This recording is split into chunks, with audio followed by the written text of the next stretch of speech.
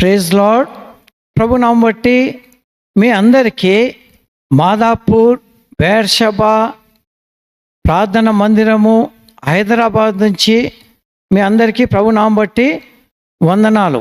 పరిశుద్ధ గ్రంథము బైబిలు దాదాపు 50 రోజులల్లా మేము కంప్లీట్ చేస్తూ వచ్చినాం. ఇలా ప్రభులో మేము ఎంతో ఆనందిస్తూ సంతోషిస్తూ వచ్చినాం. అది అయిపోయిన తర్వాత మనము గ్యాదరింగ్ అవ్వడానికి అవకాశం లేదు కాబట్టి దైవజనులు, గొప్ప అపోస్తులు, అంతేకాకుండా గొప్ప సువార్థికులు, గొప్ప ప్రవక్తుల యొక్క 20 మంది యొక్క సాక్ష్య క్యాలెండరు ప్రతి ఇంటిలో ఉంటుంది కాబట్టి అది వారానికి ఒక్కసారి మా యొక్క సంఘస్థులు చదువుతూ వచ్చిండ్రు. చదివి అనేక విషయాలు మా అందరికీ జూమ్ ద్వారా అనేక విషయాలు మాకు బయలుపరుస్తూ వచ్చిండ్రు.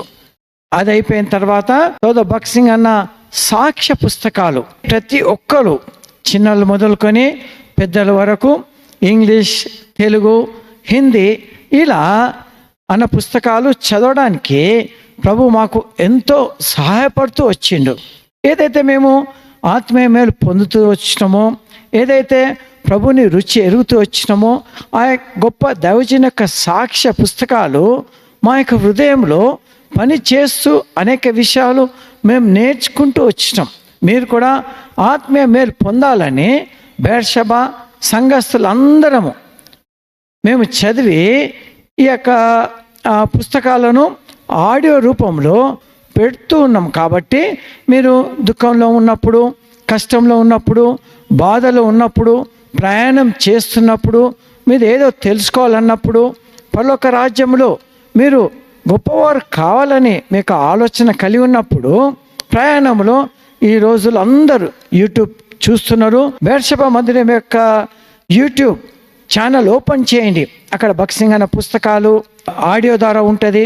అంతేకాకుండా దైవజనుల యొక్క సాక్ష్యాలు ఆడియో ద్వారా ఉంటుంది. మీరు చదవండి, ఆత్మీయ మేలు పొందండి. సోదరు భగత్ సింగ్ అన్న గురించి కొన్ని మాటలు చెప్పాలని నాకు ఆశ. ఆయన చిన్ననాటే ప్రభు అంటే ఎంతో వ్యతిరేకంగా ఉంటూ వచ్చిండు. చిన్నప్పుడు ఆయన మంచిగా చదువుతుంటూ వచ్చిండు కాబట్టి ఇప్పుడు బైబిల్ బహుమానంగా ఇస్తూ వచ్చిండు. కాబట్టి ఆ యొక్క బహుమానంని తీసుకొని పైన అట్టను మట్టుకు ఉంచుకున్నాడు. బైబిల్ అంతా కాల్చివేసి చింపివేస్తూ వచ్చిండు. తిరిగి పాశ్చాత్య దేశంలో చదువుకోవడానికి వెళ్ళినప్పుడు ఆయన ప్రభు గురించి తెలుసుకుంటూ వచ్చిండు. ప్రభు ఆయనతో మాట్లాడినప్పుడు తిరిగి భారతదేశానికి వచ్చి అనేక ప్రాంతంలో, ఉత్తర భారతదేశము, దక్షిణ భారతదేశంలో అనేక బహిరంగ సువార్తలు, అనేక మీటింగులు కలిగి ఉంటూ వచ్చిండు. తిరిగి 1950వ సంవత్సరం అప్పుడు హైదరాబాద్కు వచ్చి ఇక్కడ హెబ్రోన్ స్థాపిస్తూ వచ్చిండు. నేను కూడా చిన్నప్పటి నుంచి దైవజన యొక్క వాక్యం వింటూ వచ్చిన, ఆయనను చూస్తూ వచ్చిన. ఆయన వస్తుంటే దయ్యములు భయపడి వణుకుతూ పడిపోయేదిగా ఉంటూ వచ్చిండు. అంతేకాకుండా ఆయన వాక్యం చెప్తుంటే అనేకమైన రోగాలు స్వస్థత కలుగుతూ వచ్చినాయి.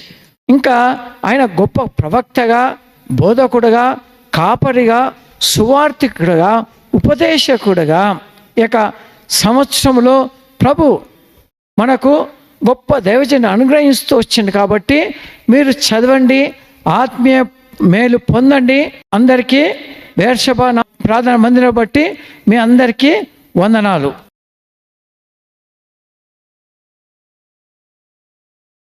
పరిపూర్ణ భద్రత.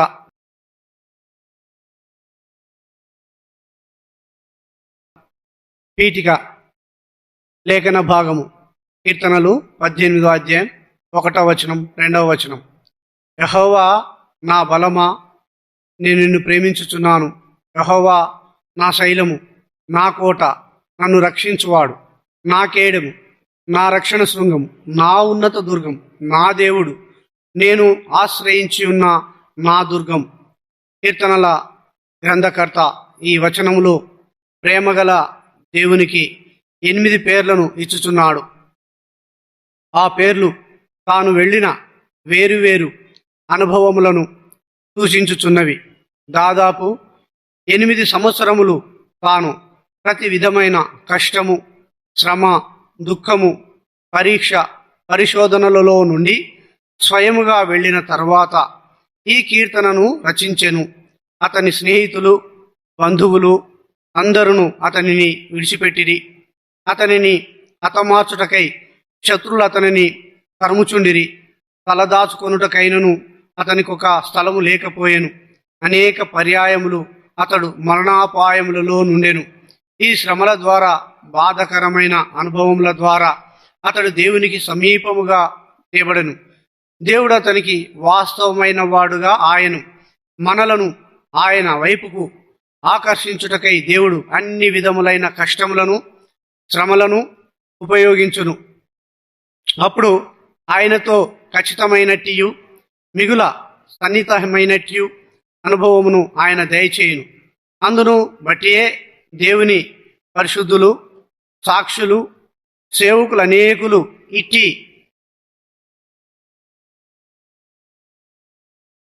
అనుభవములలో నుండి వెళ్ళిరి. మీరు కూడా మిగుల బాధకరమైన కష్టములు, శ్రమలు, పరీక్షలలో నుండి వెళ్ళుచుండవచ్చును. యోహాను 16వ అధ్యాయము 33 మనకు స్పష్టముగా తెలియజేయుచున్నది.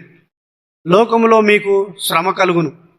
ప్రేమ, కృపా, కనికరములు గల దేవుడు వ్యక్తిగతముగా మనము ఆయనను ఎరగవలెనని కోరుచున్నాడు. కృపగల దేవుడు శ్రమల ద్వారా మనలో అనేకులను ఆయన వైపునకు ఆకర్షించవలెనని మా ప్రార్థన.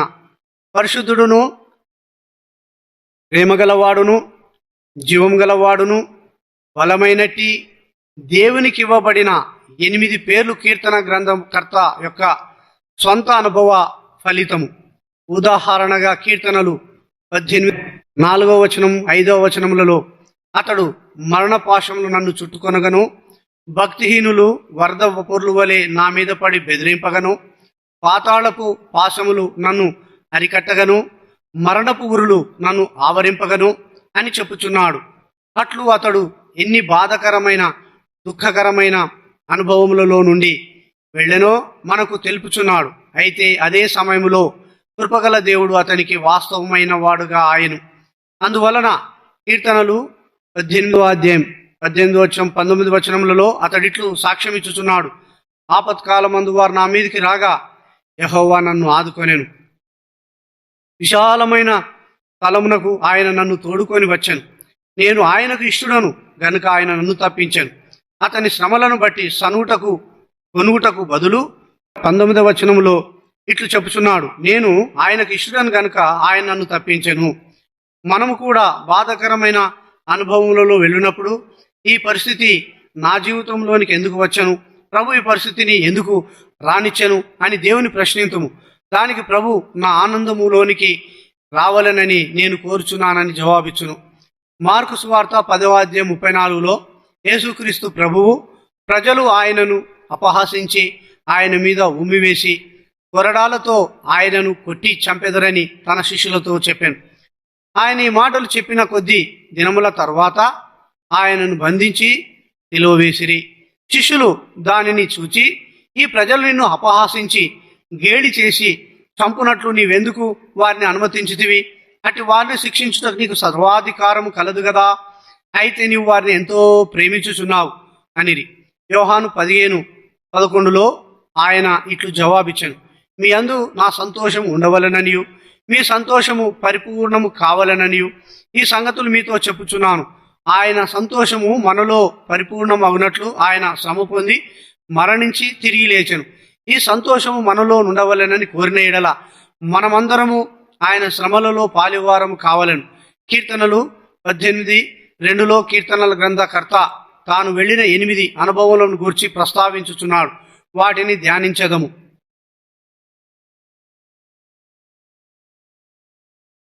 1వ అధ్యాయం, నా శైలము. యెహోవా నా శైలము, బండ. కీర్తనలు 18వ అధ్యాయం 2వ వచనంలో జీవితమును సంపూర్ణముగా ఆనందించవలన నినచో మొదటిదిగా యెహోవా నా శైలము, ఆత్మీయ అనుభవమును మనం కలిగి ఉండవలను. దేవుని వాక్యములో ప్రభువు బండ అని పిలువబడుట మనం చూస్తున్నాం. ఆ బండ క్రీస్తు. 1 కొరింథీ 10:4 కనానులో ప్రవేశించుటకు ఇశ్రాయేలు ప్రజలు 38 సంవత్సరం అరణ్యంలో తిరగవలసి వచ్చాను.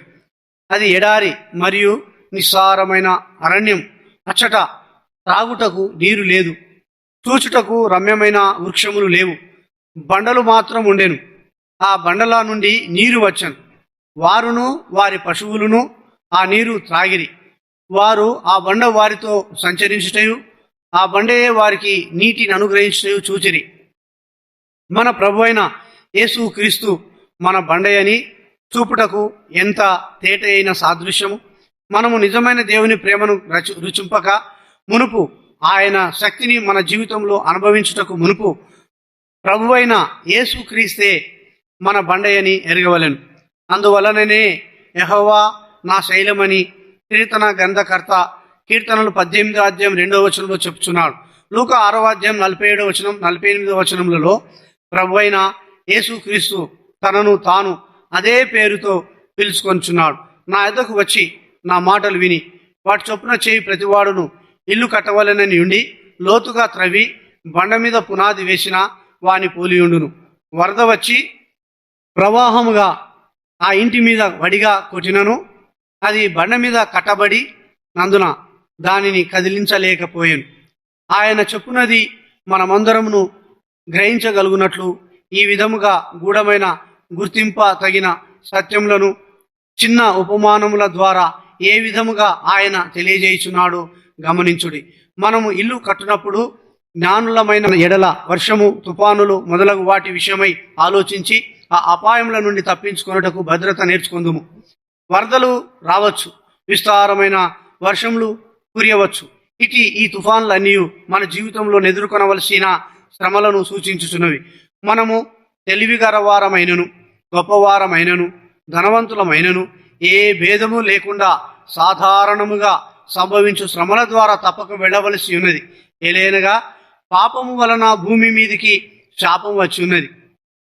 కావున మానవులమైన మనము భూమి మీదికి వచ్చిన శాపం ఎదుర్కొనుటకు సిద్ధపడవలను. యేసుక్రీస్తు అను బలమైన బండపై వేసిన పునాదిపై నీ గృహమును కట్టిన యెడల వర్షము, వరద, తుఫానులు వచ్చినను నీవు భద్రపరచబడి సురక్షితముగా నుందువని యేసుక్రీస్తు ప్రభువు చెప్పుచున్నాడు. లేని యెడల ఆ ఇల్లు కూలిపోవును. అది ఒక గొప్ప పతనము. లూకా 6:49 ప్రభువైన యేసుక్రీస్తును తమ సొంత అనుభవంలో ఎరగని వారు ఇసుకపై కట్టబడిన ఇంటితో పోల్చబడి ఉన్నారు. అది వెంటనే పడిపోవును. ఆ ఇంటి యొక్క నాశనము బహు గొప్పది. అది అచ్చట భయంకరమైన నష్టము, బాధ, మరణం కలుగు. నీకు భద్రత కలిగి ఉన్నదని నిశ్చయించుకొనుటకు యేసుక్రీస్తు నీ బండయు నీ పునాది అనేది నిశ్చయమైన స్వంత అనుభవమును నీవు కలిగి ఉండవలెను. 1 కొరింథీయులకు రాసిన పత్రిక 3:10-11 మనము ఏ విధమైన తుఫాను, వరద, వర్షములచే కదిలించబడని నిజమైన పునాదిని చూస్తున్నాం. ప్రభువైన యేసుక్రీస్తు జీవితంలో కలుగు ప్రతి తుఫానును జయించున్నాడు. అందువలననే యోహాను 10:17-18 తన శిష్యులతో ఇలాగ చెప్పుచున్నాడు. నేను నా ప్రాణమును పెట్టుచున్నాను, ఎవడను నా ప్రాణం తీసుకొనడు. నా అంతటా నేనే దాన్ని పెట్టుచున్నాను. దానిని పెట్టుటకు నాకు అధికారం కలదు, దాన్ని తిరిగి తీసుకొనుటకు నాకు అధికారం కలదు. ప్రతి వానిని స్వస్థపరచుట, ఆశీర్వదించుట ద్వారా ఆయన తన శక్తిని, ప్రేమను కనుపరచను. ఆయన కొరడాలతో కొట్టబడుటకు, తనపై ఉమ్మి వేయబడుటకు వారిని అనుమతించినప్పుడు ఆ శక్తి ఇంకా ఎంతో గొప్పదిగా ఉన్నది. సమరయులు ప్రభువైన యేసుక్రీస్తుకు రాత్రి నిద్రించుటకు స్థలం ఇవ్వనందున ఆ శిష్యులకు వారిపై బహు కోపం కలిగినది. లూకా 9:53 ఈ ప్రజలను ప్రభువైన యేసుక్రీస్తు అనేక పర్యాయములు ఆశీర్వదించారు. ఇప్పుడు ఆయన తన మార్గంలో సమరయ ద్వారా యెరూషలేమునకు పోవుచుండెను. సమరయులు ఒక రాత్రి అచ్చట బస చేయుటకు అనుమతించదురేమో కనుగొనమని ఆయన యోహాను, యాకోబులతో చెప్పాను. కానీ వారు అనుమతించడానికి నిరాకరించిరి. అందువలన యోహాను, యాకోబులకు వారిపై బహు కోపము కలిగి, మీరు ఎంత కృతజ్ఞులు, ఎన్నో పర్యాయములు ప్రభువు మిమ్మలను కనికరించి స్వస్థపరచను, కానీ ఒక రాత్రి ఆశ్రయించుటకు నిరాకరించున్నారు అనిరి. అప్పుడు శిష్యులు, ప్రభువా, ఆకాశం నుండి అగ్ని దిగి వచ్చి వీరి నాశనం చేయనట్లు మేము ఆజ్ఞాపించడం నీకు ఇష్టమా అని అడిగిరి. ప్రభు వారి గద్దించి, నేను నశింపజేయుటకు రాలేదు గాని రక్షించుటకే వస్తున్నాను. అందుచేతనే తాను ఇష్టపూర్వకంగా కొరడా దెబ్బలు తింటకు ఉమి వేయించుకొనుటకు ఒప్పుకొనను. ఆయన సర్వశక్తిమంతుడు, మరణంపై శక్తి గలవాడు, జీవితంలోని ప్రతి తుఫానుపై శక్తి గలవాడు. కనుక తాను తలంచి ఉండిన ఎడల తానే స్వయంగా ఆకాశం నుండి అగ్ని రప్పించి ఉండేటివాడు. కానీ ఇష్టపూర్వకంగా తాను అప్పగించుకొనను. ఎందుకు? మనలను పాపశాపముల నుండి విడిపించుట కొరకే. తాను పొందిన బాధాకరమైన శ్రమల ద్వారానే సర్వలోకమునకు ఆయన నిత్య ఆశీర్వాదం కలిగి ఇవ్వగోరెను. ప్రభువును కొరడాలతో కొట్టించి ఉమ్మివేయుట ద్వారా తాను జయించదనని సాతాను తలించను. కానీ అదే శ్రమల ద్వారా ఆ సాతాను చెదరగొక్కబడెను. అందువలననే మనం ఎంత నీచమైన పాపలం అయినప్పటికీ దేవుని బలమైన ప్రజలముగా కాగలం. ఆయన తన శ్రమ బాధల్లో చూపించిన శక్తి అద్భుతములు జరిగించబడినప్పుడు చూపించబడిన శక్తి కంటే ఎంతో గొప్పది. మనం ఆయన ఎరిగి శ్రమల ద్వారా మనం బలమైన గట్టి పునాది మీదికి రావాలని ప్రభు కోరుచున్నాడు.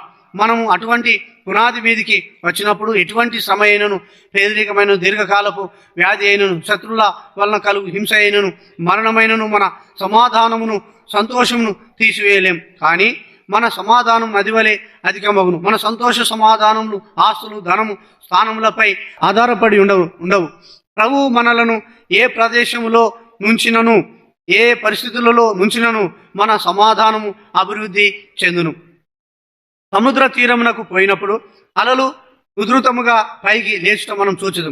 ఒక పర్యాయము నేను అమెరికా నుండి సముద్రంలో ప్రయాణం చేయుచున్నప్పుడు గొప్ప తుఫాను లేచాను. 24 గంటలలో 2 మైళ్ళు మాత్రమే ఓడ ప్రయాణము చేయగలిగాను. సముద్రపు అలలు 80 అడుగులు పైకి లేచుచుండగా ఓడ ఊగుచూ ఉండెను.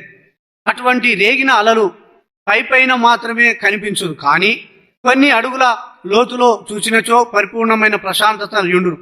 పైన రేగిన అలలు లోపల నెమ్మదియు నుండును. ఇది మన అనుభవముగా కూడా ఉండవచ్చును. సమస్త జ్ఞానమునకు మించిన సమాధానము, నది వంటి సమాధానము మన హృదయములలో మనము కలిగి ఉండవచ్చును. నీ ధర్మశాస్త్రం ప్రేమించు వారికి ఎంతో నెమ్మది కలదు, వారు తూలి తొట్టిలో కారణమేమీయూ లేదు.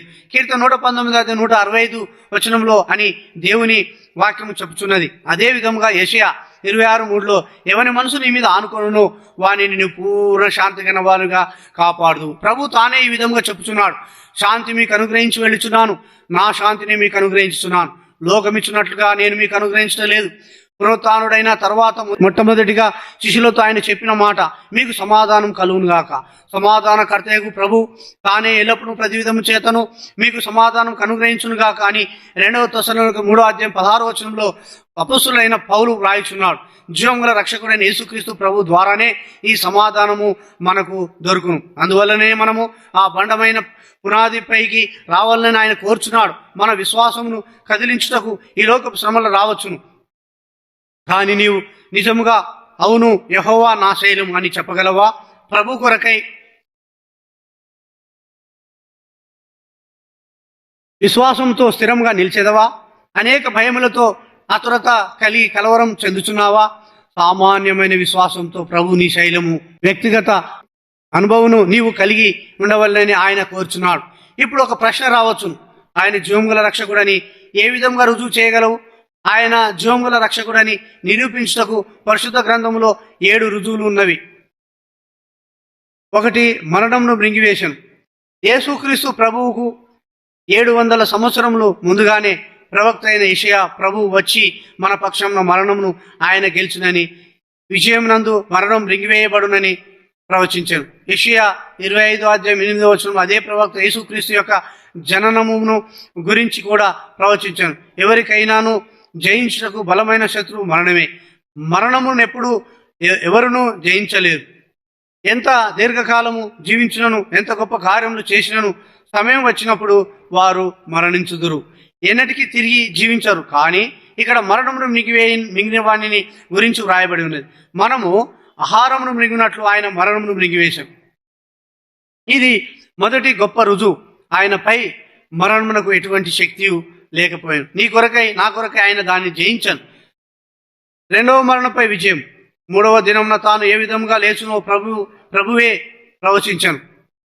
మార్కు సువార్త 9:31 నా ప్రాణమును పెట్టి దాన్ని మరలా వెనుకకు తీసుకొందునని ఎవరును చెప్పలేరు, కానీ యేసుక్రీస్తు ప్రభు ఈ విధముగా చెప్పాను, ప్రాణమును పెట్టుటకు నాకు అధికారం కలదు, దానిని తిరిగి తీసుకొనుటకును నాకు అధికారం కలదు. యోహాను 10:18 ఆయన ప్రవచించిన రీతిగా తిరిగి లేచి 3వ దినమందు అనేక మందికి 10 పర్యాయములు ప్రత్యక్షమాయను. 3. ఖాళీ సమాధి. నేటి వరకు ఆయన శరీరంను పాతిపెట్టిన సమాధి ఖాళీగానే ఉన్నది. లోకాసువార్త 24:2-3 దానిని దర్శించుటకు ప్రపంచంలోని అనేక మంది ప్రజలు వచ్చెదరు. సమాధులన్నీ ఎముకలతో నిండి ఉండు, కానీ ఈ సమాధి నేటి వరకు ఖాళీగానే ఉన్నది. 4. దూతలు ప్రకటించుట. ఆ పునరుత్థాన దినమున దూతలు కూడా వచ్చి ఆ విషయమును ప్రకటించిరి. యేసుక్రీస్తు ప్రభు జననమును ప్రకటించుటకు దూతలు వచ్చిరి, ఆయన పునరుత్థానమును ప్రకటించుటకు కూడా వారు వచ్చిరి. ఆయన ఇక్కడ లేడు, ఆయన లేచి ఉన్నాడు అని వారు చెప్పిరి. లూకా 24:6 ఆయన జీవముగల రక్షకుడు, మన కొరకై ఆయన మరణం గెలిచాను. 5. ఆయన ప్రత్యక్షత. ఆయన తిరిగి లేచిన తర్వాత అనేకులకు కనిపించాను. 40 దినములలో 10 పర్యాయములు కనిపించాను. పునరుత్థానుడైన దినమున 5 పర్యాయములు కనిపించాను. మొట్టమొదటిగా మగ్దలేని మరియకు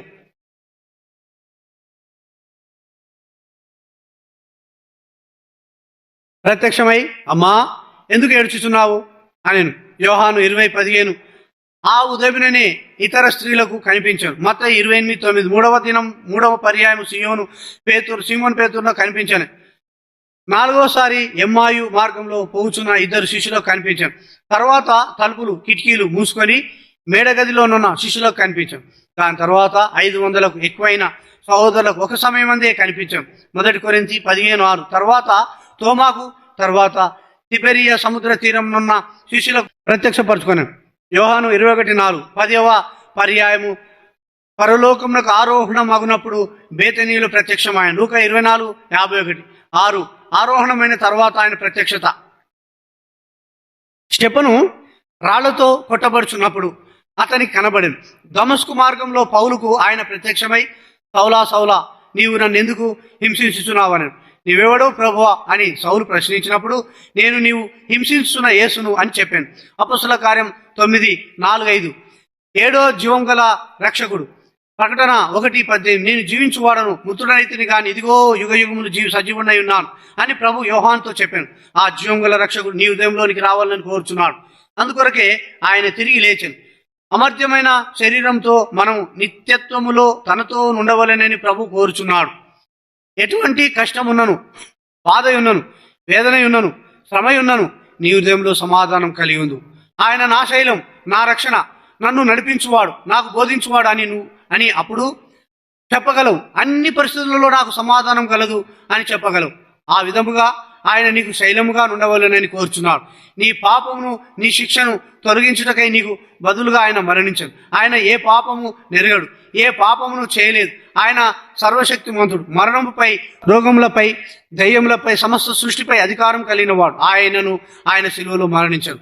మనము భరించలేని శిక్షను, తీర్పును ఆయన మన పక్షం ఇష్టపూర్వకంగా భరించి తాను అప్పగించుకోలేను. ఇప్పుడు ఆయన నీలోనికి రావాలని నీ హృదయ ద్వారమును తట్టుచున్నాడు. ఆయన ఏ శక్తితో లేచెనో ఆ శక్తియే నీ జీవితంలో వచ్చు ప్రతి తుఫానును గెలుచుటకు సహాయపడు. నీ వెచ్చటనున్నను నీ హృదయంలో ఆయన సమాధానమును. ఆయన నిన్నెన్నడూ ఎడబాయడు. అటువంటి అనుభవం నీకు కావాలన్నా నీ జీవితంలోని భయములన్నిటిని విడిచిపెట్టి సజీవుడి బండయగు రక్షకునిలో విశ్రాంతి తీసుకోను. ఈ అనుభవమును కలిగి మేము దేవుని స్తుతించుతున్నాం. ఒక సాక్ష్యంగా దీన్ని చెప్పగలం. ఇది నీ అనుభవంగా కూడా కాగలదు. అటువంటి అనుభవమును ప్రభు మీకు అనుగ్రహించును గాక. 2వ అధ్యాయం నా కోట. మన శైలమైన జీవం గల రక్షకుడు ఇప్పుడు కోటగా కూడా ఉండుట చూస్తున్నాం. పూర్వకాలము రాజులు, రాజకుమారులు వారి భద్రత నిమిత్తం కోటలు కలిగి ఉండేది. ఇప్పుడు కూడా ప్రపంచంలో అనేక స్థలములలో బలమైన కోటలు కనబడుచున్నవి. ఏ దిశ నుండి అయినను శత్రువులు ఎదుర్కొనవచ్చును కనుక వారిని ప్రతి వైపు నుండి రక్షించుకొనవలెను. ఒకవేళ శత్రువులు అనేక దినములు లేక నెలలు ముట్టడించినప్పుడు కావలసిన నీరు, ఆహార, వసతులు కూడా అమర్చుకొనవలెను. ఎట్టి అలక్ష్యము చేసినను ఓటమి కలుగు. బళ్ళారిలో టిప్పు సుల్తాను రాజు ఒక ఫ్రెంచి ఇంజనీర్తో కోటను కట్టించదలిచెను. నలువైపులా గొప్ప గోడలను వారు కట్టవలసి ఉండెను. రేఖాపటమును గీసి బలమైన అందమగు కోటను కట్టాను. పని ముగిసిన తర్వాత ఇంజనీరు రాజును కోట చుట్టూ తీసుకొని వెళ్ళాను. ఒక మూలకు వచ్చినప్పుడు గోడ ప్రక్కన ఒక చిన్న గుట్ట ఉండుట రాజు చూచాను. అప్పుడు టిప్పు సుల్తాను ఇంజనీర్ను చూచి, ఓ బుద్ధిహీనుడా, గోడకు వెలుపల ఈ చిన్న గుట్టను ఎందుకు విడిచితివి? ఆ గుట్టల మీద నుండి శత్రువు వచ్చి మనల్ని ఓడించును కదా అన్నాడు. ఇంజనీరు ఎంతో నిరుత్సాహపడి ఆత్మహత్య చేసుకుని కొన్ని సంవత్సరముల తర్వాత బ్రిటిష్ దేశపు వారు ఆ గుట్ట మీద నుండి వచ్చి రాజును ఓడించి కోటను వశపరుచుకొని ఒక చిన్న నిర్లక్ష్యము టిప్పు సుల్తాను రాజ్యంకు గొప్ప ఓటమిని తెచ్చాను. ఆత్మీయంగా మనకు జీవితాంతము భద్రత అవసరం. దేవుని వాక్య ప్రకారం క్రైస్తవ జీవితము ఒక యుద్ధ భూమి. కొన్ని వారములు మాత్రమే కాదు, కానీ జీవితాంతము యుద్ధమే. ఎఫెసీ 6:12 ప్రకారం మనము పోరాడున్నది శరీరులతో కాదు, కానీ ప్రధానులతోనూ అధికారులతోనూ ప్రస్తుత అంధకార సంబంధులకు లోకనాథులతోనూ ఆకాశ మండలమందున్న దురాత్మ సమూహములతోనూ పోరాడుచున్నాం. వేరువేరు విధములుగా శత్రువు మనలను ఎదిరించు. మనలో బలహీన స్థితిని చూచి వాడు మన పైకి వచ్చు. బళ్ళారిలోని ఆ కోట ఎంతో బలమైనది. అయినను ఒక చిన్న నిర్లక్ష్యము గొప్ప నష్టం తెచ్చాను. అది హృదయపూర్వకంగా చేసినది కాదు, కానీ అజాగ్రత్తగా చేసినది. అనేక రకముల శోధనలు మన పైకి వచ్చు. శత్రువు పన్నాగముల నుండి మనలను భద్రపరచుటకు ప్రభు మన కోటగా నుండు. అది దావీదు అనుభవం. 1 సమూయేలు 16వ అధ్యాయములో 13వ అడుగుల కంటే ఎత్తుగానున్న గొలియాతును గొర్రెల కాపరి వడిసెలతో చంపగలిగిన దావీదును గొప్ప రాజుగా నుండుటకు దేవుడు ఎట్లు ఏర్పరచుకొనెనో చూస్తున్నాం. దావీదుకు సౌలు కృతజ్ఞుడుగా నుండుటకు బదులు అసూయపడి 3 పర్యాయములు చంప ప్రయత్నించాను. ఆశ్రయము కొరకు దావీదు పారిపోవలసి వచ్చాను. తన సొంత భార్య, తన స్నేహితుడైన యోనాతాను, తన బంధువులు, తన సహోదరులు సైతము దావీదును సంరక్షించుటకు దాచిపెట్టుటకు భయపడి అతడు దేవుని మందిరమునకు పోయాను. అచ్చటి వారు కూడా భయపడి తరువాత అతడు ఒక గుహలో ఆశ్రయము కనుగొనెను. ఆ అదుల్లాము గుహ అతనికి ఒక కోట ఆయన. 1 సమూయేలు 22:1-2 అతడు మరి ఏదియు కనుగొనలేకపోయాను. హింసలలో శ్రమలలో నున్న తన బంధువులు, తన సహోదరులు భద్రత నిమిత్తం దావీదు వద్దకు వచ్చిరి. తన యొద్దకు వచ్చిన వారందరూ బహు కష్ట దశలో నుండిరి. వారి యొద్ద ధనము గాని ఆహారం గాని ఏ యుద్ధ ఆయుధములు గాని లేవు. అటువంటి పరిస్థితుల్లో ధనము మరియు అనేక యుద్ధ ఆయుధములు గల సౌలు యొక్క గొప్ప సైన్యం ఆ గుహను చుట్టుముట్టాను. ఆహారమును కొనుటకు కూడా దావీదు గాని ప్రజలు గాని బయటకు వచ్చుటకు వీలు లేదు. బయట నుండి సహాయం చేయుటకు కూడా ఎవరూ లేరు. భద్రత నిమిత్తము, ఆహారం నిమిత్తము, ప్రతి అవసరం కొరకు వారు దేవునికి మాత్రమే మొరపెట్టవలసి ఉండెను. ఆ రీతిగా ఆ గుహ దావీదుకు గొప్ప కోటగా నాయను. ఒక అద్భుతము జరిగాను. సౌలు సైన్యము గుహ చుట్టూ ఆవరించనే గాని సమీపించి వారిని ముట్టలేకపోయాను. పాలస్తీనాలో ఆ గుహను నేడు కూడా చూడవచ్చును. వారు ఆ గుహలో ఏ రీతిగా భద్రపరచబడినో, వారి అవసరములు ఏ విధంగా తీర్చబడినవో అది ఒక గొప్ప అద్భుతం. ఆ గుహలో ఉన్నప్పుడు దావీదు కీర్తనలు 34:37, 38, 108, 11, 118లను రచించాను. కీర్తనలు 34:1, 4, 7, 19, 20లలో తాను ఏ విధంగా దేవుని వెతికెనో, దేవుడు తన మొరను ఆలకించి తన శ్రమ, హింస, భయముల నుండి ఎట్లు విడిపించెనో, సౌలు సైన్యమును గాని ఇంకెవరిని గాని తనను ముట్టకుండా దేవుడు ఎట్లు కాపాడనో చెప్తున్నాడు. ఎడతెగక దేవదూతలు అతని చుట్టూ కావలి ఉండి, అంతేకాకుండా తనతోనున్న ప్రజలందరికీ ఆహారం కూడా లభించను. సింహపు పిల్లలు లేమి గలవై ఆకలి కొనును, యెహోవాను ఆశ్రయించు వారికి ఏ మేలు కొదువై ఉండదు అని కీర్తనలు 34:10 చెప్పుచున్నాడు. లోయలలో ఆహారం కొరకు గట్టిగా గర్జించుచున్న సింహపు పిల్లలను వారు చూచి విని ఉండవచ్చును. కానీ ఆశ్చర్య రీతిగా ఆ గుహలో దేవుడు వారి అవసరాలన్నింటినీ తీర్చాను. గొప్ప నీటి ఊటలను కూడా కలగజేశాను. ఆ గుహలో నేటి వరకు కూడా మంచి నీటి ఊటలు ఉన్నది. వారు ఆహారం కొరకు ఏమాత్రము లక్ష్య పెట్టక పాటలు పాడుచు దేవుని స్తుతించుచుండిరి. ఆ విధముగా ఆ గుహ బలమైన కోట ఆయను. సౌలు సైన్యమంతయు కూడా వారిని జయించలేకపోయిరి. అదే అనుభవమును 1938లో మేము పెట్ట పట్టణంలో చూసితిమి. అపాయంలో దేవుడు మమ్మలను సంరక్షించను. ఆయన మా కోటగా నుండెను. మనము అనుమానించక ఆయనను నమ్మిన ఎడల మనకు తప్పక కోటగా నుండు. మనము పోస్ట్ మ్యాన్ విశ్వాసమును మాత్రమే కలిగి ఉన్నాం. 25 రూపాయలు మనీ ఆర్డరు అని తెచ్చినప్పుడు అతడు 24 రూపాయల నోట్లను 1 రూపాయకు చిల్లరయు ఇచ్చును. లంచం ఇవ్వమని అడగడు, కానీ 24 రూపాయల నోట్లు 1 రూపాయి చిల్లర ఇచ్చి మన ముఖముల వైపు చూచుండు. అదే పోస్ట్ మ్యాన్ విశ్వాసము. మనము ఆ విధంగా చూడనక్కర్లేదు. ఏ గుర్తు సూచన లేకుండానే మన ప్రభు మన అవసరతలను తీర్చును. ప్రతి ఉదయం వారు ఆయనను స్తుతించిరి కనుక దేవుడు వారి అవసరాన్ని ఆ గుహలోనే తీర్చను. వారు ఆ విధంగా ప్రతి ఉదయమును ప్రారంభించిరి. కీర్తన 108 1-4 ప్రకారం దావీదు ప్రతి దినము ప్రార్థనతో ప్రారంభించను. అందరూ నిద్రించుండగానే స్వరమండలము సితారను వాయించి జనముల మధ్య నీ కృతజ్ఞతాస్తుతులు చెల్లించదను. ప్రజలలో నిన్ను కీర్తించదను. పాటలతో ప్రారంభించను. ఉదయకాలపు మధ్యాహ్నపు ఆహారముల కొరకు అతడు చింతించలేదు. అతడు పాడుచునే ఉండగా అందరూ వచ్చి కలుసుకొనిరి. మరికొందరు పాటలు పాటకు బదులు ఆహారం ఎట్లు వచ్చును, ఎచ్చటి నుండి వచ్చును అని తలంచుచు గుహద్వారం వైపు చూచుచుండిరి. దావీదు పాటలు పాడుచునే ఉండగా ఆ స్థలమంతయు ఆహారంతో నిండిపోయాను. అది ఎట్లు సంభవించనో మనం ఎరుగం. అనేక దినములు అట్లు సంభవించను. అందువల్లనే యెహోవా నా కోట అని దావీదు అంచున్నాడు.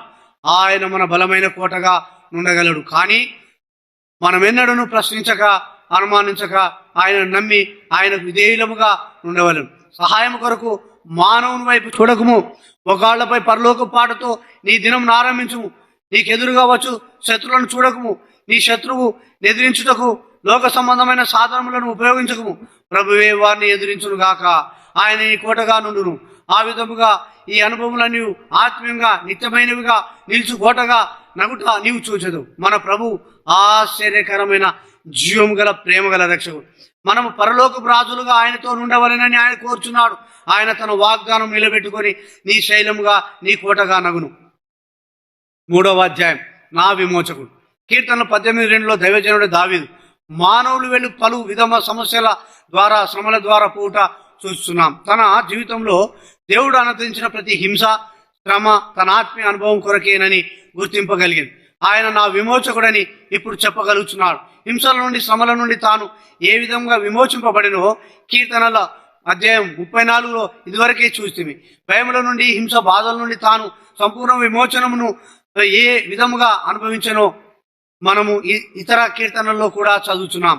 కీర్తనలు 18, 17, 19 మొదటిగా తన పాపపు స్వభావం నుండి రక్షణ పొందవలను. ఇది ఒక గొప్ప విమోచన. దేవుని రాజ్యంలో పాలు పొందవలని కోరేయడల దీనిని మనం కలిగి ఉండవలను. మానవ ప్రయత్నములలో దేని చేతనైనను మన మెవరమును పాపపు స్వభావం నుండి విడుదల నొందలేం. చిత్త శక్తి చేత గాని దీర్ఘ ప్రార్థనల వలనైనను బైబిల్ జ్ఞానం చేత గాని ఉపవాసములతోనైనను నీతిని గురించిన ఎన్ని విధములను అనుసరించినప్పటికీ ఆ విడుదలను పొందలేం. దేవుని జీవము మనలో ప్రవేశించినప్పుడే మనం ఎంత దౌర్భాగ్యమో పాపులమో మన స్వభావం ఎంత కుళ్ళినదో గుర్తింపగలం. అపొస్తలుడైన పౌలు రోమా 7, 17, 25లలో ఏ రీతిగా సాక్ష్యం ఇస్తున్నాడో చూడు. అయ్యో నేనెంత దౌర్భాగ్యుడను, ఇట్టి మరణంనకు లోనగు శరీరం నుండి నన్నెవడు విడిపించును. రోమా 7:24. ఒక దైవజనుడు ఈ విధంగా సాక్ష్యం ఇస్తున్నాడు. దేవుని వెలుగు తనలో ప్రవేశించిన తర్వాత తనలోని ప్రాచీన స్వభావమును గుర్తించుతున్నాడు. ఇక్కడ తలంపేమనగా ఆ దినములలో ఒక మనిషిని చంపినవాడు దొరికిన యెడల అతనిని ఒక ప్రత్యేకమైన విధానములో శిక్షించుచుండిరి. చంపిన వానిని చంపబడిన వాని శవమునకు కట్టి వేసెదరు. ముక్కునకు ముక్కు, గడ్డమునకు గడ్డము, కండ్లకు కండ్లు, నోటికి నోరు తగులినట్లు కట్టెదరు. ఈ రీతిగా పాపమును భరించి తాను చంపిన శవమును తాను మోసుకొని పోవాలి. క్రమేణా ఆ విధానమే అతనిని చంపును. అపొస్తలుడైన పౌలు అదే ఉదాహరణను ఇచ్చుచున్నాడు. తన సొంత శరీరమును చనిపోయిన శరీరమని పిలుచుచున్నాడు. చంపినవాడు శవమును తానెచ్చటికి పోయినను అచ్చటికి మోసుకొని పోవును. అదే విధంగా పాపి తన పాప స్వభావం మోసుకొని పోవలేను. ఆ శరీరం నుండి విడిపించుటకు ఎవరికి శక్తి లేదు.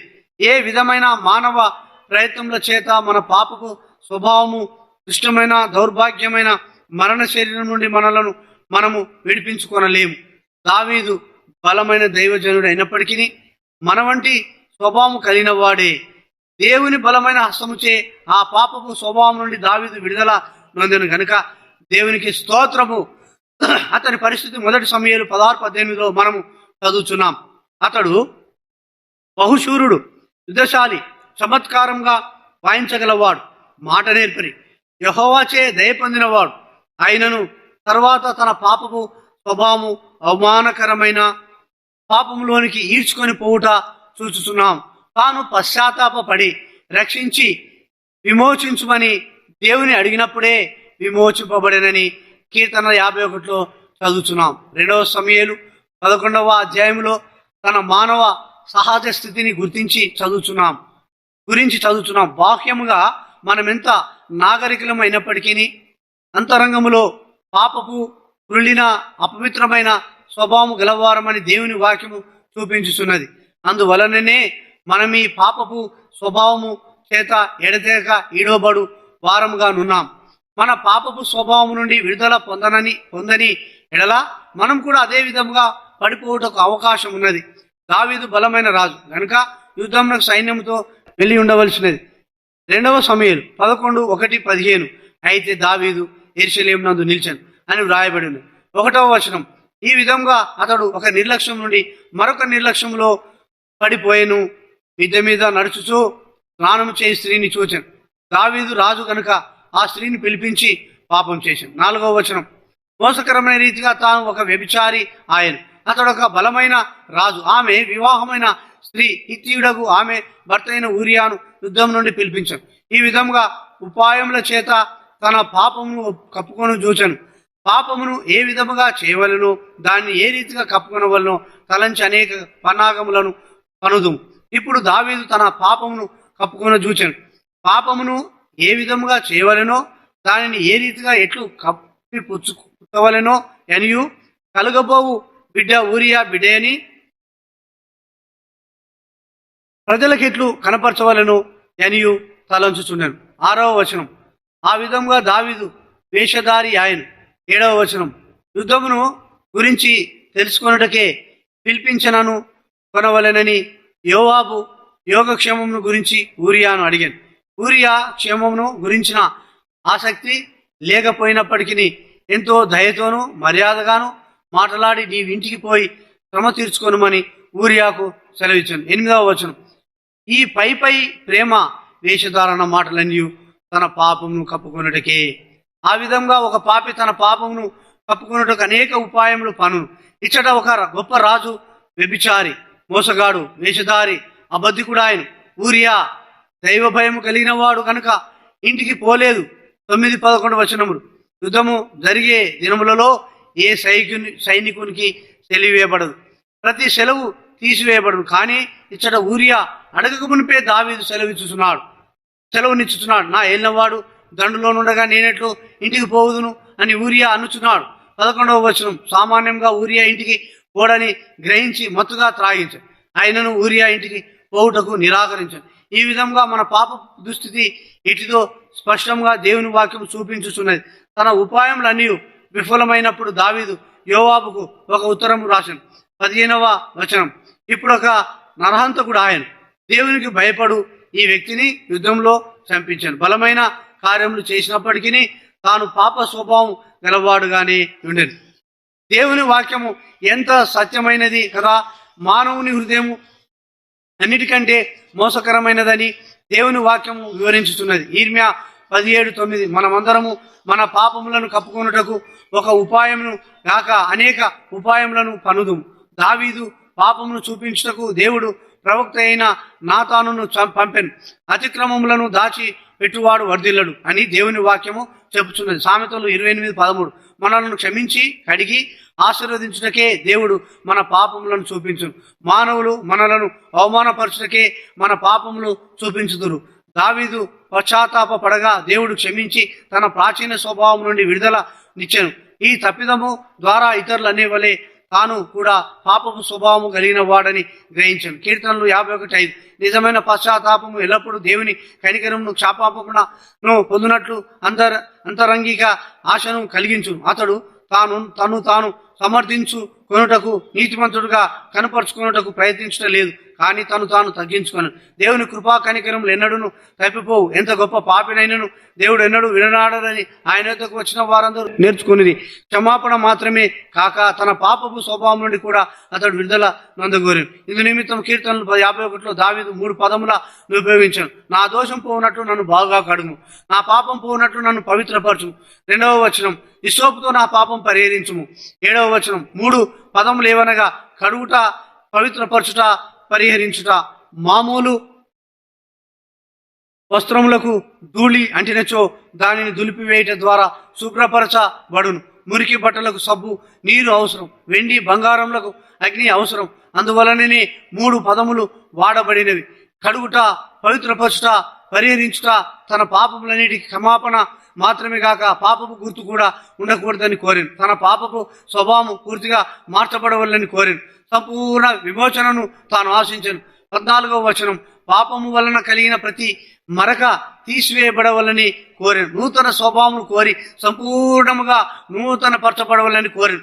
యేసు క్రీస్తు ప్రభు యొద్దకు వచ్చినప్పుడు పాపి ఆ విధంగా విమోచింపబడును. ఇప్పుడు దావీదు, యెహోవా నా శైలం, నా కోట, నన్ను రక్షించువాడు, పాపపు స్వభావం నుండి నన్ను విమోచించను.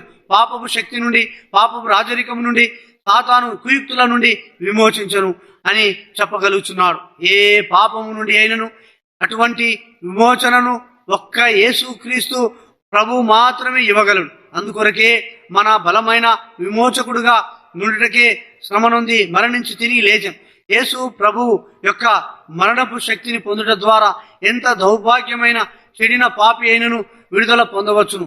3 ఉద్దేశములతో ఆయన మనకు బదులుగా మరణించను. మొదటిగా మన అపరాధం నిమిత్తం మరణించను. రోమ 4:25. మనల్ని శిక్ష నుండి, తీర్పు నుండి విడిపించుటకు మన అపరాధం నిమిత్తము అప్పగించబడి మనం నీతిమంతులముగా తీర్చబడుటకై లేపబడను. దేవుడు పాపమును శిక్షించవలను. ఎందుకనగా ఆయన నీతిగల దేవుడు, ప్రేమగల దేవుడుగా మనల్ని క్షమించుటకు, ప్రేమించుటకు ఆయన బలం అంతా పెట్టబడుచున్నాడు.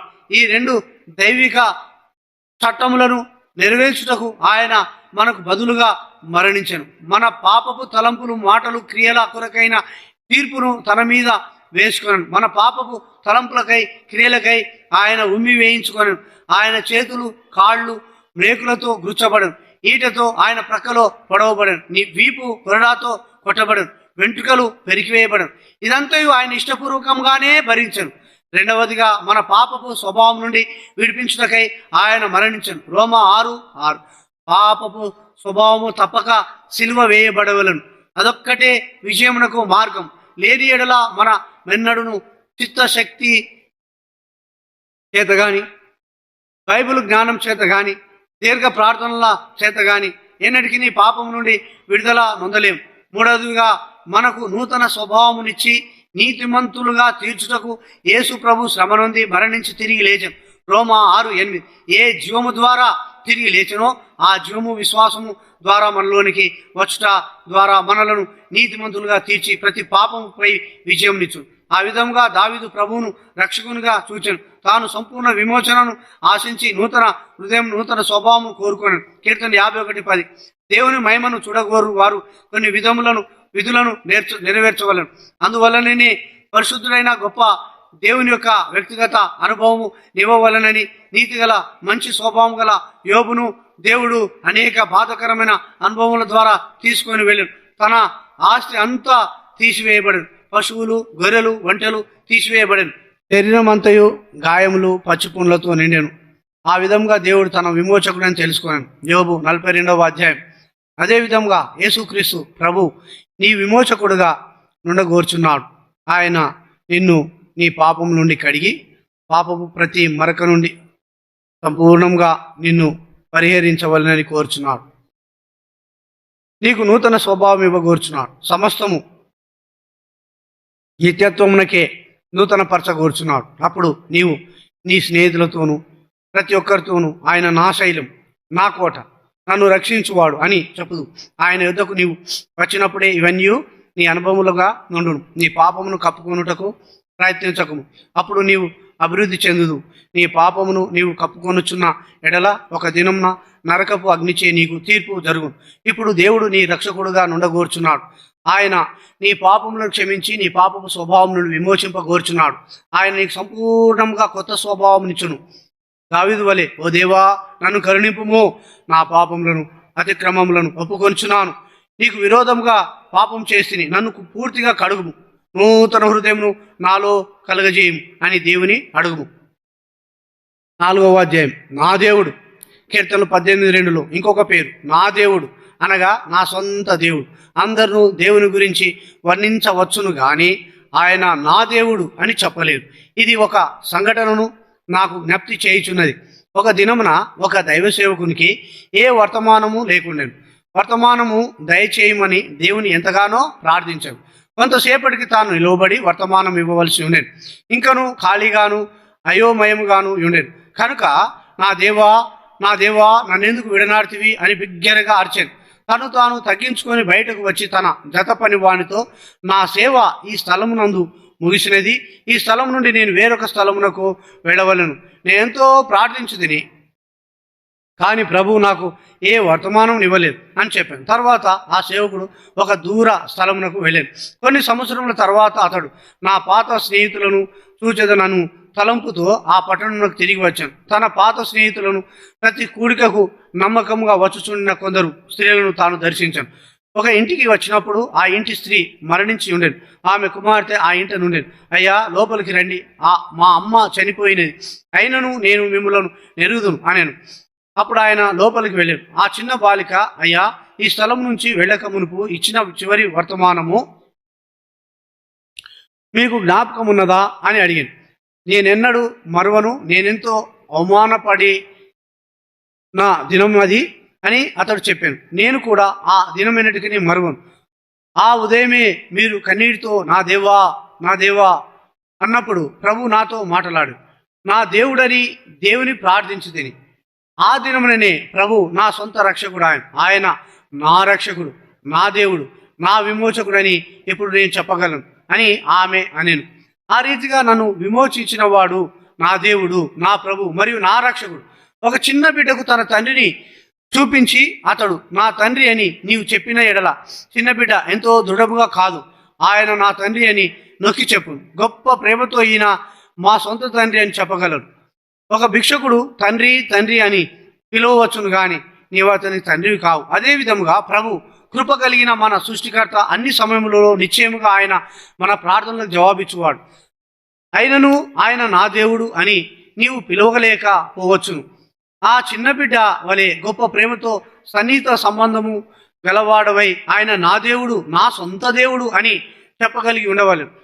నేను మార్పు చెందక మునుపు అనేక విషయముల నిమిత్తము ప్రార్థించి జవాబు పొందింది. ఆయన జీవము గల దేవుడని, గొప్ప దేవుడని, ఆశ్చర్య క్రియలను జరిగించువాడని నమ్మితిని. కానీ ఆయన నా సొంత దేవుడు, నా సొంత రక్షకుడు అని చెప్పలేక ఉంటుంది. అనేక సంవత్సరముల కిందట నేను ఇంగ్లాండ్ దేశంలో నుండిని. హిందూ దేశంలో అతి సుందరమైన ప్రాంతమే అది, సుందర ప్రాంతమేది అని నా స్నేహితులను ప్రశ్నించుచుండిని. కాశ్మీరు అని ఎంతో గర్వంతో సంతోషంగా చెప్పుచుండిని. ఇంకా కొంచెం కాశ్మీర్ గురించి చెప్పమని వారు అడిగినప్పుడు కొన్ని గంటల కొలది కాశ్మీర్ అద్భుతమైనది, మా కాశ్మీరు మీ దేశంలోని ఊటల కంటే లోయల కంటే ఎంతో అందమైనదని వర్ణించుచుండిని. నేను చెప్పినదంతా నిజమే. గర్వంతో సంతోషంతో మా కాశ్మీర్ అద్భుతమైనది చెప్పుచుండిని. కానీ నేను కాశ్మీర్ నేను ఎన్నడూ చూడలేదు. 1935వ సంవత్సరంలో ఇంగ్లాండు నుండి ఇండియాకు వచ్చినప్పుడు మొదటిసారిగా కాశ్మీర్ చూస్తుంది. వినుటకును స్వయంగా చూచుటకును ఎంత వ్యత్యాసము. అదే విధముగా మన యేసు ప్రభు ఎంతో గొప్పవాడు, ఆయన ఆశ్చర్యకరుడు, మరణమును జయించినవాడు, ఆయన తిరిగి లేచి ఆయన అందరినీ ప్రేమించను. అదంతయు నిజమే. కానీ ఆయన నీ సొంత రక్షకుడు. ఆయనను సన్నిహితముగా నీవు ఎరుగుదువా? దినమంతయు ఆయన నీ సన్నిధిని నీవు గుర్తించున్నావా? ఒక స్నేహితుడితో సంభాషించినట్లు నీవు ఆయనతో సంభాషించున్నావా అని ఆయన నీతో నడుచుచు నీతో మాట్లాడుచున్నాడా అని నీవు చెప్పగలవా? అప్పుడే ఆయన నా స్వరక్షకుడు, ఆయన నా దేవుడు, నా ప్రభు అని చెప్పగలవు. దావీదు గొప్ప బలవంతుడైనను, దేవునిపై ఆసక్తి గలవాడైనను, అనేక సంవత్సరముల శ్రమల తర్వాతనే దేవుని ఎరిగాడు. తన స్నేహితుల వలన, బంధువుల వలన మరవబడినప్పుడే ప్రతి విషయం కొరకు దేవుని ప్రార్థించాడు. అప్పుడే దేవుడు సన్నిహితముగాను ప్రేమగాను ఆయనని చదువుచున్నాం. అప్పటి నుండి దావీదు దేవునితో స్వతంత్రముగా మాట్లాడు. అనుభవపూర్వకంగా ఇప్పుడు దావీదు యెహోవా నా శైలము, నా కోట, నన్ను రక్షించువాడు నా దేవుడని చెప్పగలిగాను. నా తండ్రి కంటే, నా సహోదరుడి కంటే, అందరికంటే దేవుని అధికముగా ప్రేమించుచున్నానని చెప్పుచున్నాడు. ఎందుకనగా శ్రమలలో తనకెవరును సహాయం చేయలేదు. అందువలన అదుల్లాము గుహలోనికి వచ్చినప్పుడు నిజమైన దేవునికి మొరపెట్టాను. అచ్చటనే నిజమైన దేవుని యొక్క నిశ్చయమైన అనుభవం తాను పొందాను. అచ్చట స్తుతి విజయములతో కూడిన కొత్త పాటను కనుగొనాను. ప్రతి పరిస్థితిలో దేవుని స్తుతించగలిగాను. యోహాను సువార్త 20వ అధ్యాయంలో మగ్దలేని మరియా కూడా ఆయన నా దేవుడు అని యథార్థముగా చెప్పుటను చూచుచున్నాం. ధనవంతులైన యూదులు చనిపోయిన తమ శరీరములను పాతిపెట్టుటకు ఒక పద్ధతి కలిగి ఉన్నారు. యెరూషలేము 4 కొండలపై కట్టబడి ఉండుట వలన వారు సమాధులను త్రవ్వలేరు. కనుక ధనవంతులైన వారు తమ కుటుంబములోని వారికందరికీ ఒక్కొక్కరికి సొంతముగా రాతి సమాధులను తొల్పించుకొందురు. ఆ సమాధి లోపల మనుషులు నిలబడి చూచుటకు ఎడమవైపున కొంచెము ఖాళీ స్థలము, కుడివైపున శవమును ఉంచి మరియు రాతితో కప్పుటకు స్థలమును ఉండును. సమాధి బయట పెద్ద రాజుతో ద్వారము అమర్చబడి ఉండును. యూదుల ఈ ఆచార ప్రకారం ఈస్టరు దినమున యేసుక్రీస్తు ప్రభు శరీరమును సుగంధ ద్రవ్యములతో అభిషేకించవలెను. అటువంటి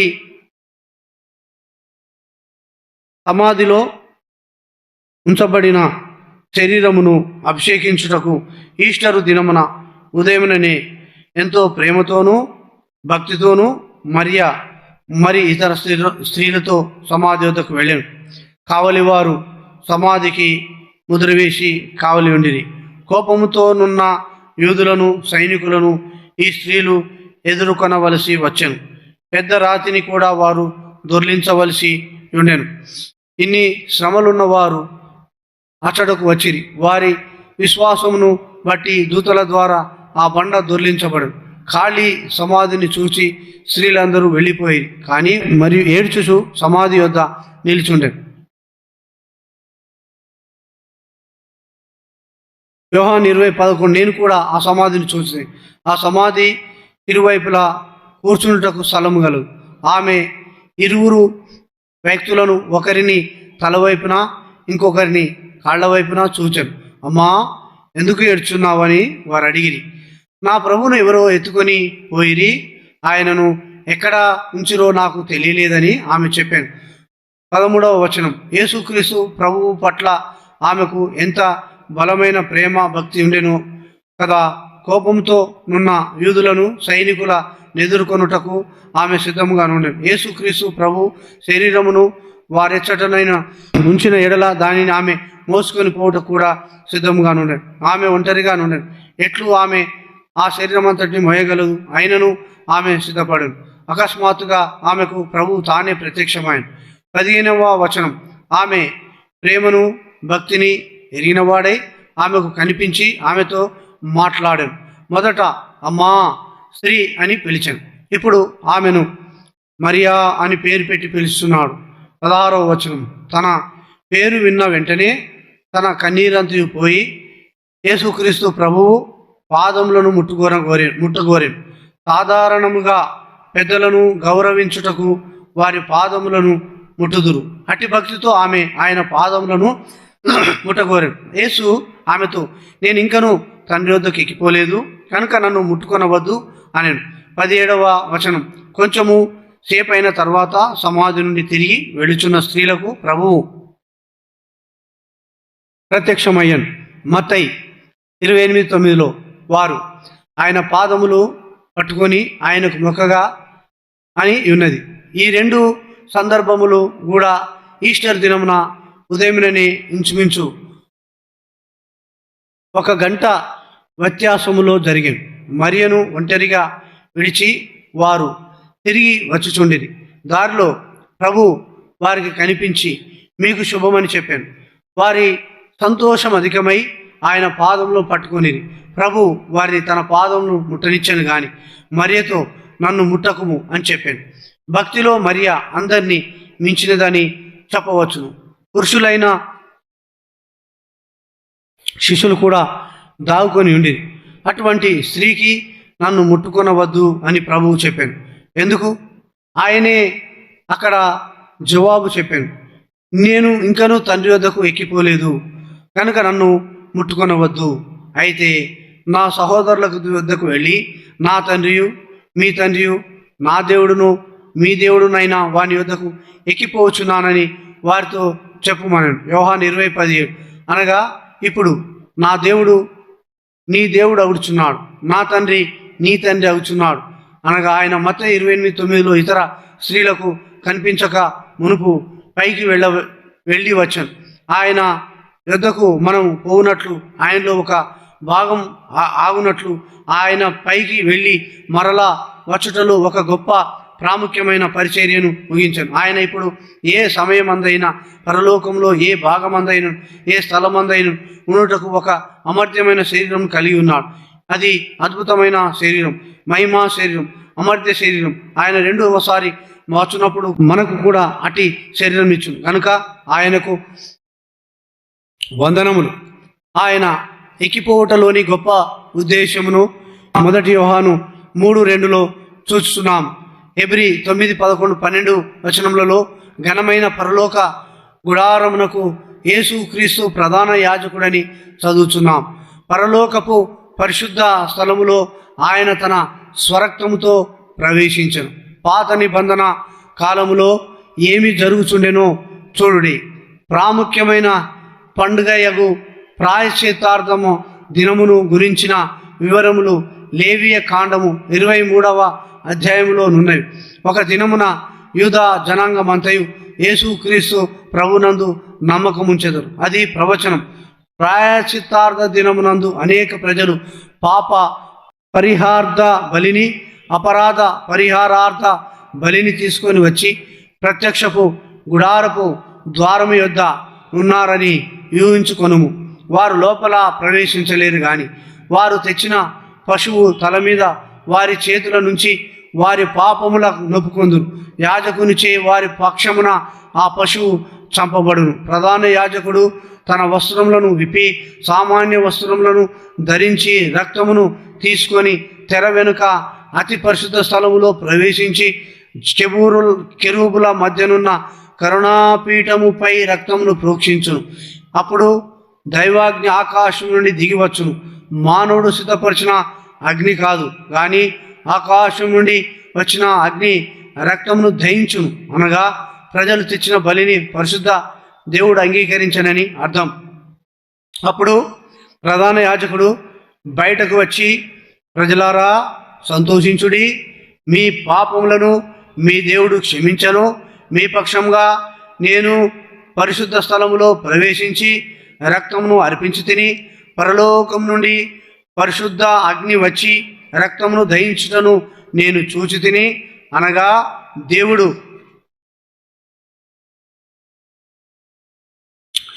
తృప్తి చెందెను, మీ పాపములు క్షమించబడెను అని బిగ్గరగా చెప్పును. పాత నిబంధన కాలములో జనాంగం అంతటికీ అది గొప్ప సంతోషకరమైన దినము. అది సంవత్సరమునకొక పర్యాయము జరుగుచుండెను. హెబ్రీ 9వ అధ్యాయము ప్రకారము యేసు క్రీస్తు ప్రభువు తన స్వరక్తముతో పరలోకపు స్థలములో ప్రవేశించెను. కీర్తన 16:10 ప్రవచనము ప్రకారము, నీవు నా ఆత్మను పాతాళంలో విడిచిపెట్టవు, నీ పరిశుద్ధిని కుళ్ళు పట్టనీయవు. మన ప్రభువు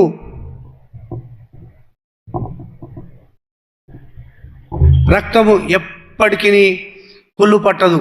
మనమెంత బలవంతులమైనను మన గుండె ఆగిపోగానే మన శరీరము కుళ్ళు పట్టుటకు ప్రారంభించును. అందువలన చాలా కాలం వరకు శవమును భద్రపరచవలనన్న మంచులో నుంచుదురు. కానీ యేసుక్రీస్తు ప్రభువు శరీరము ఏమాత్రం కుళ్ళు పట్టలేదు. ఆయన పరిపూర్ణ పరిశుద్ధుడు. ఆయన పరిశుద్ధాత్మతే జన్మించిన వాడు, పరిశుద్ధ రక్తం గలవాడు. ఆయనను ఒక్కు కొరడాలతో కొట్టినప్పుడు రక్తము కారెను. ఆయన తలపై ముళ్ళ కిరీటమును పెట్టినప్పుడు రక్తము కారెను. ఆయన కాళ్ళు చేతులు గుచ్చబడినప్పుడు రక్తము కారెను. సైనికులు ప్రక్కలో పొడిచినప్పుడు రక్తము కారెను. గెత్సెమనే తోటలో ప్రార్థించినప్పుడు రక్తము కారెను. ఈ రక్తం ఎచ్చటికి పోయేను. అది పరిశుద్ధ రక్తము గనుక కుళ్ళు పట్టలేదు. అది పరలోకమునకు తీసుకొని పోబడెను. మన పక్షమున ఆయన తన స్వరక్తముతో పరలోకములో ప్రవేశించెను. మనలను పవిత్రపరచుటకు అచ్చటి నుండియే రక్తము ప్రోక్షింపబడవలెను. రోమా 4:25లో ఆయన మన అపరాధముల నిమిత్తము అప్పగించబడి మనము నీతిమంతులముగా తీర్చబడుటకై లేపబడెను అని వ్రాయబడి ఉన్నది. అనగా తిరిగి లేచిన ఆయన జీవమే మన హృదయములలో కుమ్మరించబడవలెను. మన పాపముల నిమిత్తము పశ్చాత్తాపడినంత మాత్రమున పాపము తుడిచివేయబడునని అనుకొనకము. పునరుత్థాన శక్తి ద్వారానే మనము నీతిమంతులముగా చేయబడదుము. అది ఎంతో పరిశుద్ధమైన శక్తి. అది పరిశుద్ధపరచబడిన ఆత్మయందు మాత్రమే పొందగలిగిన ఆత్మీయ శక్తి. పాపులముగా మన పందరము నేరము చేసిన అపవిత్రపరచబడిన ఆత్మ గలవారము. తలంపు చేత, మాట చేత, క్రియ చేత జరిగించిన ఏ పాపమైనను మన హృదయముల మీద చెక్కబడుచున్నది. మనము చెప్పు మాటలు, చేయు శబ్దములు తిరిగి చెప్పుటకై ఏ దినములలో టేప్ రికార్డులను వాడుచున్నారు. దగ్గును కూడా అది తిరిగి వినిపించును. మనము తలంచున్నది, చెప్పునది, చేయనిదంతయు టేప్ రికార్డులలో వలె మన ఆత్మలపై వ్రాయబడును. మనము ప్రతి నిమిషము అపవిత్రపరచబడుచున్నాం. అందువలన దేవుని జీవము మనలోనికి రాలేదు. ఆ జీవం లేకుండా నా దేవుడు అని చెప్పలేము. నా తండ్రి అని దేవుని పిలుచున్నాం. ఎందుకనగా ఆయన వలన మనము జన్మించితిమి. ఆయన జీవము మనలోనికి వచ్చను.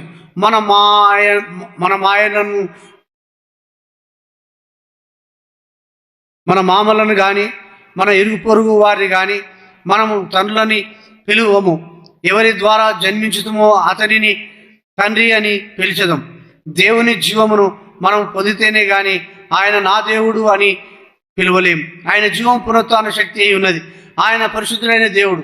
మనం పరిశుద్ధ పరచబడితేనే కానీ ఆయన తన జీవమును మనలో పోయలేడు. మన అంతరంగ అపవిత్ర స్వభావమును భూమి మీద ఏ శక్తి అపవిత్ర పరచలేదు. కానీ మనలను కడిగి పవిత్రపరిచి పరిశుద్ధపరచు శక్తి యేసుక్రీస్తు ప్రభువు యొక్క రక్తమునకు మాత్రమే కలదు. ఆయన రక్తం చేత మనము పవిత్రపరచబడుచున్నాము.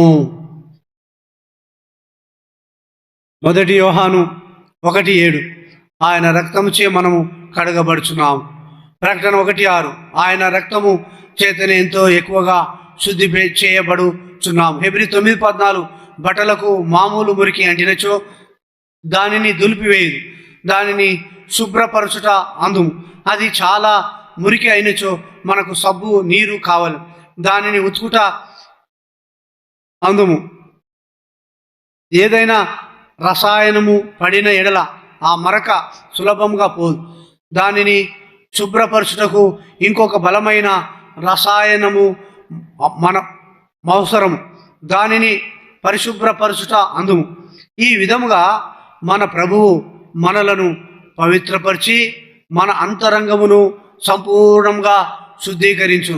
ప్రభువు మరియతో ఈ విధముగా చెప్పాను, మరియా, నేను నీ కొరకు మాత్రమే తిరిగి లేచి ఉండలేదు, కానీ నా యొద్దకు వచ్చి వారందరి నిమిత్తము మరణమును జయించి తిని వారు నాలోని భాగముగా ఉండవలెనని కోరుచున్నాను. అప్పుడు వారు నిరంతరము జీవించుదురు. నేను నీలో జీవించగోరుచున్నాను. నేను నీతో సదాకాలముండను కోరుచున్నాను. దానికి ముందు నేను నిన్ను కడిగి పవిత్రపరిచి పరిశుభ్రపరచవలను. అప్పుడు నీవు నిరంతరం నాతో, నా దేవా నా తండ్రి అని మాట్లాడవచ్చు. నా బిడ్డ వలె ధైర్యంగా నా యొద్దకు రావచ్చు. నా సొంత పిల్లల వలె నీవు హక్కు కలిగి ఉండవలెనని నేను కోరుచున్నాను. మొట్టమొదటగా నేను ప్రధాన యాజకునిగా పరలోకమునకు ఎక్కిపోయి కడుగుటకు, శుద్ధి చేయుటకు, పవిత్రపరచుటకు నా స్వరక్తమును సమర్పింపవలెను. మారు మనసు పొందు పాపులపై ప్రభు పరలోకము నుండి రక్తమును ప్రోక్షించును.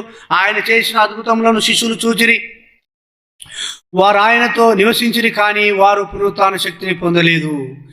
యేసుక్రీస్తు ప్రభు పునరుత్థానుడై తన స్వరక్తముతో పైకి ఎక్కిన తర్వాతనే శిష్యులు పవిత్రపరచబడి వెంటనే పునరుత్థాన శక్తిని పొందిరి.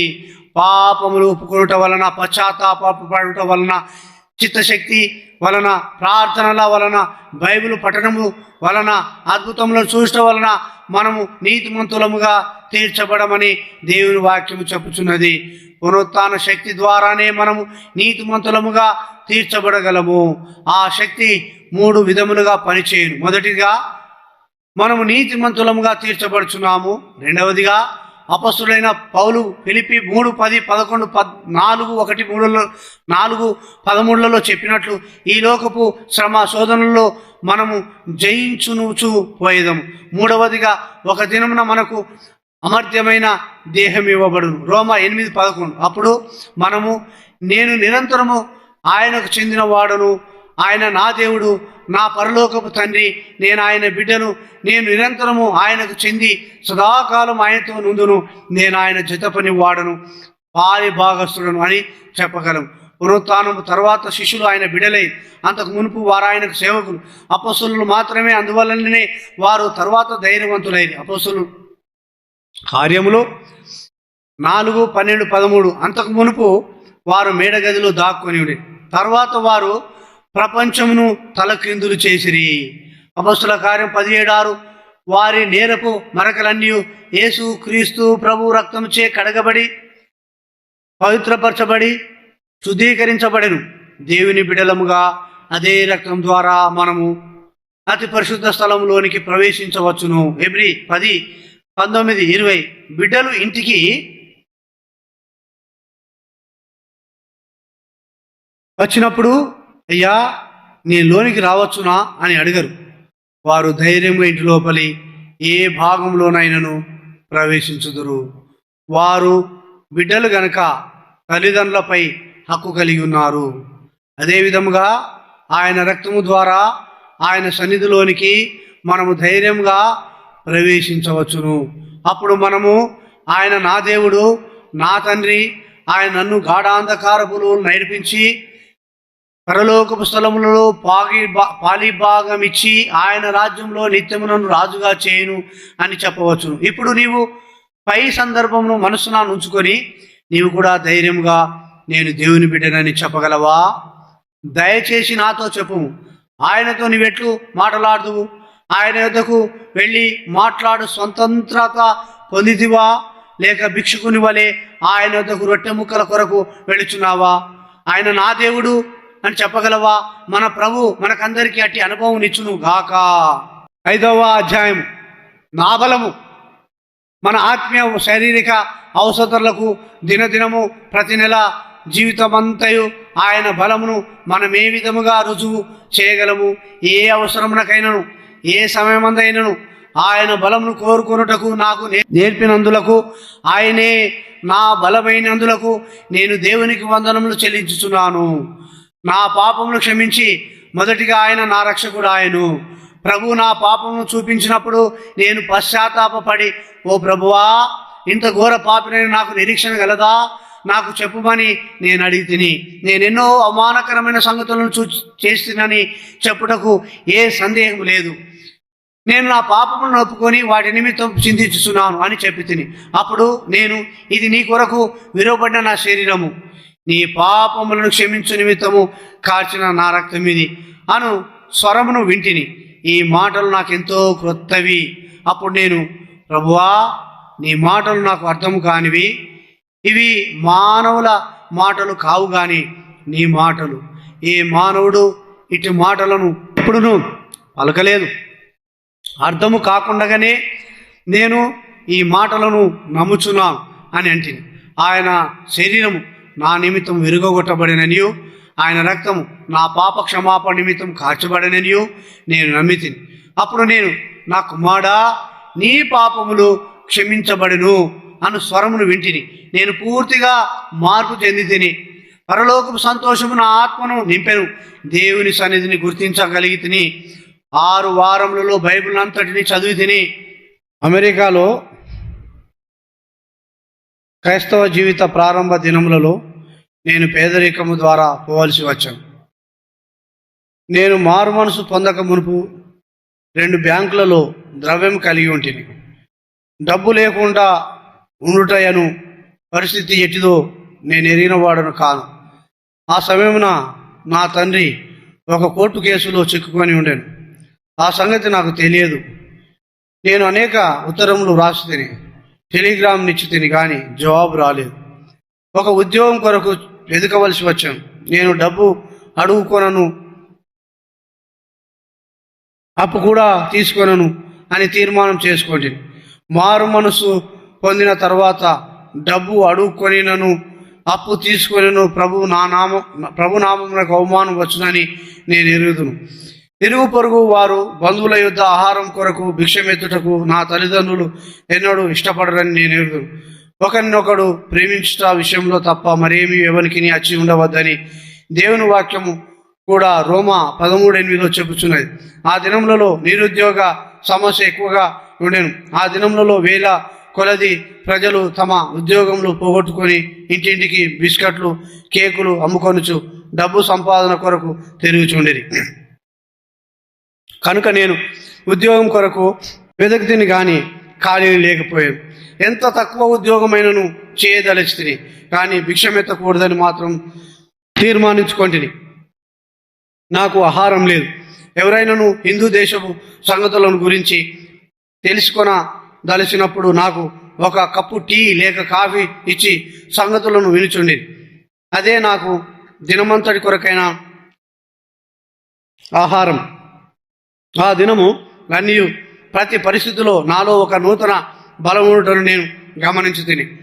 కొన్ని పర్యాయంలో మనకు 2-3 దినములు సరి అయిన ఆహారం దొరకని ఎడల తలనొప్పి, వీపు నొప్పి, బలహీనత వచ్చును. ఆ దినంలో టీ దొరకకపోయినచో ప్రజలెంతో దురవస్థ పాలవుదు. నేనెన్నడూ ఆకలి కొనలేదు, దప్పి కొనలేదు. ప్రభువా, నీ మహిమార్థము నన్ను బలముగా వెచ్చగా నుంచుము అని మాత్రమే ప్రార్థించి తిని. నేను ఆశ్చర్యపడినట్లు ఆయన నాకు బలమునిచ్చాను. అటువంటి బలము ఆహారం వలన ఎంత మాత్రం రాదు. ఎంతో తిరిగిన తర్వాత ఒక వంట పనివానిగా నాకు ఉద్యోగం దొరికాను. 700 మంది కంటే ఎక్కువ మందికి నేను ఆహారం సిద్ధం చేయవలసి ఉండను. పొయ్యి దగ్గర ఎడతెగక దాదాపు 7 గంటలు నేను నిలువబడవలసి ఉండను.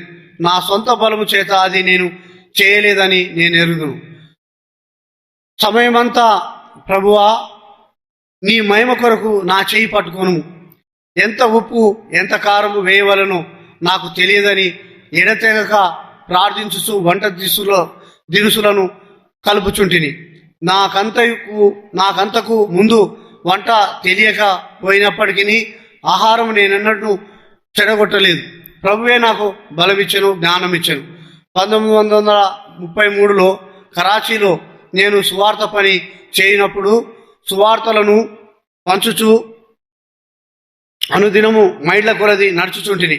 ఉదయకాలపు ఆహారం దొరుకునని, మధ్యాహ్నపు ఆహారం దొరుకునని నాకు తెలియదు. ఉత్తరము ద్వారా కానీ ఏ విధమైన మార్గము ద్వారా కానీ ఎవరికి సూచన ద్వారానైనను నా అవసరతలను గురించి చెప్పకూడదని ప్రభు నాకు చెప్పాను. అయినను ఆ దినములు సంతోషకరమైనవి. ఆయన బలము నేను రుజువు చేయగలిగి తిని ఆహారము లేకుండా అనేక మైళ్ళు నడుచు తిని. ఎన్నడూ గొడుగుడు తలంపు రాలేదు. దేవుని మహిమ నిమిత్తము ఒక సాక్ష్యంగా దీనిని నేను చెప్పుచున్నాను. ఆయన నా బలము అని మనం చెప్పగలం. ప్రతి శరీర బలహీనతలోనూ దీనిని రుజువు చేయవచ్చు. అనేక పరిస్థితులలో నేను దీనిని రుజువు పరిస్థితిని. ఒక దినమున మధ్యరాత్రి ఎవరో తలుపు తట్టుటను వింటిని. నేను లేచి తలుపును తెరవగా ఒక మనిషిని చూస్తిని. సహోదరుడా, నేను ఇంత ఆలస్యంగా వచ్చినందులకు నన్ను క్షమించుము. కలలో నాతో ఒక వ్యక్తి సోదరుడు బక్స్లింగు వద్దకు వెళ్ళి ఆయన ఆహారము తిననో లేదో అడుగుము అని చెప్పాను. నేను లేచి వంటగదిలో చూడగా సాయంకాలము ఆహారము తినిన తర్వాత మిగిలిన ఆహారం కూర ఉండెను. ఈ దినమున నీవు ఆహారం తింటువా, దయచేసి చెప్పుము అని అడిగాను. నేను అతనితో నన్ను కొంచెం సేపు ఆలోచించుకునేమో, అవును, దినమంతయు నాకు ఆహారం లేదు, నాకు ఆకలి కూడా కలగలేదు, నేను సంతోషంగానే ఉంటిని అని చెప్పి ప్రతి శరీర బలహీనత నిమిత్తము ప్రభు బలమిచ్చును. ఒక్కొక్క పర్యాయము మేము 20-30 మైళ్ళు నడవలసి ఉండేను, కానీ ఆయన మాకు బలమిచ్చాను. అది ఎట్లు సంభవించనో నాకు తెలియదు. శరీర అలసట మాకేమాత్రము కనిపించలేదు. పరిశుద్ధ సమాజ కూటములలో దీనినే మేము అనుభవించుచున్నాం. కొంతమందికి 1 లేక 2 గంటలు మాత్రమే విశ్రాంతి దొరుకును. వారెంతో తాజాగా నుందురు, ఎప్పుడునూ గుణగరు. మరికొంతమంది 6 లేక 8 గంటలు నిద్రించుదురు, అయినను గొణుగుచునే ఉందురు. ఉదయమున వారిని లేపినప్పుడు వారు కోపపడుదురు, కానీ వారు దేవుని బలం రుజువుపరచవచ్చును. దేవుడు మనల్ని అనేక పరిస్థితుల ద్వారా తీసుకొని పోవును. ప్రతి అవసరతలో ఆయన చాలినవాడు. దక్షిణ హిందూ స్థానములో 1938లో సువార్త దండయాత్ర ఆరంభించక మునుపు 19 దినములు రాత్రి అంతయు ప్రార్థించవలనను భారము ప్రభు మాకిచ్చాను. అనేకులు నాతో రాత్రి అంతా ప్రార్థన చేసి పగలెట్టు పని చేయవలనని ప్రశ్నించిరి. దేవుని భయము గల ప్రజలు కూడా అనేకులు రాత్రి అంతయు ప్రార్థించట అసాధ్యం, మేము వెళ్ళిపోయేదామని. కొన్ని దినముల తర్వాత దేవుడు రాత్రి ప్రార్థన కూటంలో జరిగించు మనుచున్నాడను వర్తమానమును అందరికీ తెలియజేస్తుంది. మేము ముసలివారము గనక మా కొరకు ఎదురు చూడవద్దని కొందరనిది. బలవంత మేమీ లేదు, భారము కలిగిన వారే రావచ్చునని నేను చెప్పి 19 దినములు మేము ప్రార్థనలో గడిపితిమి. ఉదయకాలం కూటములు, మధ్యాహ్నము, సాయంకాలము కూటములు, రాత్రి అంతా ప్రార్థన కూటములు కలిగి ఉంటుంది. నిద్రించుటకు 2 గంటలు మాత్రమే మాకు దొరికింది. ఎవరినూ అలసిపోలేదు, బలహీనులు కాలేదు, రోగమునకు గురి కాలేదు. తరువాత హిందూ దేశంలోని పలు భాగములలో ప్రభు బలముగా పనిచేయుట మేము చూస్తే, దానికి ముందు రాత్రి అంతా ప్రార్థన నిమిత్తం మాకు బలం అవసరమై ఉండేను. దేవుడే మాకు బలం ఇచ్చాను. కొన్ని సంవత్సరముల కిందట మాలో కొందరు అస్సాంకు కూటముల నిమిత్తం పోతుంది. ఎత్తైన కొండలలో నివసించు కొందరు ప్రజలు చాలా దూరం నుండి వచ్చిరి. ఒక రాత్రి లేక 2 రాత్రులు కూటములు జరిగించవాలని వారు నన్ను బ్రతిమాలడి ప్రార్థించిన తర్వాత నేను ఒప్పుకుంటుని. ఆ స్థలమును చేరుటకు రాత్రంతయు ఆహారము లేకుండా ఎత్తైన ఆ కొండను మేము ఎక్కవలసి ఉండేను. కర్రతో చేసిన ఒక అపాయకరమైన వంతెనను మేము దాటవలసి ఉండేను. ఎంతో దూరము నడిచిన తర్వాత మా పాదములకు బొబ్బలు వచ్చిన, కాళ్ళు నొప్పి పుట్టాను. మేము ఆ స్థలము చేరిన తరువాత ప్రజలు అప్పటికే 4 గంటల నుండి వేచి ఉన్నారు కనుక ఆహారము మరుసటి దినమున వడ్డించబడని చెప్పి బలం ఇవ్వమని ప్రభువును ప్రార్థించగా ఆయన మాకు బలం ఇచ్చారు. అది అద్భుతమైన కూటముగా ఉండేను. నేను బలహీనత నంతటిని పూర్తిగా మర్చిపోతుంది. ప్రభు తన వాక్యం నందు స్వాతంత్రం కూడా ఇచ్చాను. అనేక హృదయములను ఆయన పగులగొట్టాను. ఈ విధంగా అనేక పర్యాయములు మాకు సంభవించారు. విశ్వాసంతో దేవుని అధిక బలమును మనం కోరుకొనవలెను. పుస్తకములు చదువుట ద్వారా, ఇతర అనుభవముల ద్వారా ఈ పాఠమును మనం నేర్చుకోలేము. ఏ సమయంలోనైనాను, ఏ స్థలమందైనను, ఏ పరిస్థితుల్లోనైనా ఆయన బలం కొరకు మా ఆయనను వేడుకొనవచ్చును. ఆయన నమ్మకమైన దేవుడు, ఆశ్చర్యకార్యములు చేయవాడు. నన్ను శోధించి నాకు మొరపెట్టుము, నేను నీకు ఉత్తరం ఇచ్చదనని ఆయన అనుచున్నాడు. నీ భారం అధికమైన ఎడల విశ్వాసంతో ఆయన అధిక బలమును కోరుకోనుము. వ్యక్తిగత భారమైనను, కుటుంబ భారమైనను, మరి ఇతర ఏ భారమైనను ప్రభు దొర్లించును. దేవుని శక్తి నూతనంగా నీలో ప్రవేశించను చూచెదవు. కానీ మొట్టమొదటిగా ఆయన మన సొంత రక్షకుడుగా కావాలను. ఆ తప్పుడు అనుభవంలో నిల్వక నిజమైన అనుభవమును కలిగి ఉండుము. ఈ దినములలో దంత వైద్యములు చక్కని మెరగినట్టి తెల్లని దంతములు చేయుచున్నారు, కానీ అవి శరీరములకు సంబంధించవు. రాత్రి వచ్చిన వెంటనే మమ్మలను బయటకు తీయమని ఆయన అవి అనును. అవి కొంత మటుకు మాత్రము ఉపయోగపడవచ్చు, కానీ అవి నీ శరీరంలోకి సంబంధించినవి కావు. నీ శరీరంలోని జీవము వాటిలో ప్రవహించదు.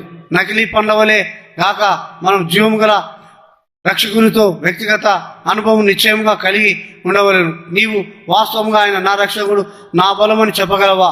మన జీవము గల దేవుడు ఈ మాటలను నీ అనుభవముగా చేయునుగాక. 6వ అధ్యాయం. నా కేడం. శత్రువు యొక్క ప్రతి అగ్నిబాణం నుండి మనలను సంరక్షించుటకు ప్రభు మనకు కేడమును బ్రాలునై ఉన్నాడు. ఎఫెసీ 6:16 ప్రకారం సాతాను కుయుక్తి ఎదిరింపుల నుండి మనలను రక్షించు ఆత్మీయ ఆయుధములలో డాలు ఒకటి. దుష్టిని యొక్క ప్రతి అగ్ని బాణమును విశ్వాసమును డాలు ద్వారానే మనం ఆర్పివేయగలము. దేవుని సేవకులలో పరిశుద్ధులలో శత్రువు అనేక కుయుక్తితో కూడిన పన్నాగములను తెచ్చి ఓడించుటకు ప్రయత్నించు. వారి హృదయములలో అనుమానములను భయములను తెచ్చి వారి విశ్వాసం బలహీనపరచు. కానీ విశ్వాసమును డాలు సహాయముతో శత్రువు యొక్క ఎదిరింపులన్నింటినీ గద్దించి సంపూర్ణ విజయమును మనము అనుభవించవచ్చును.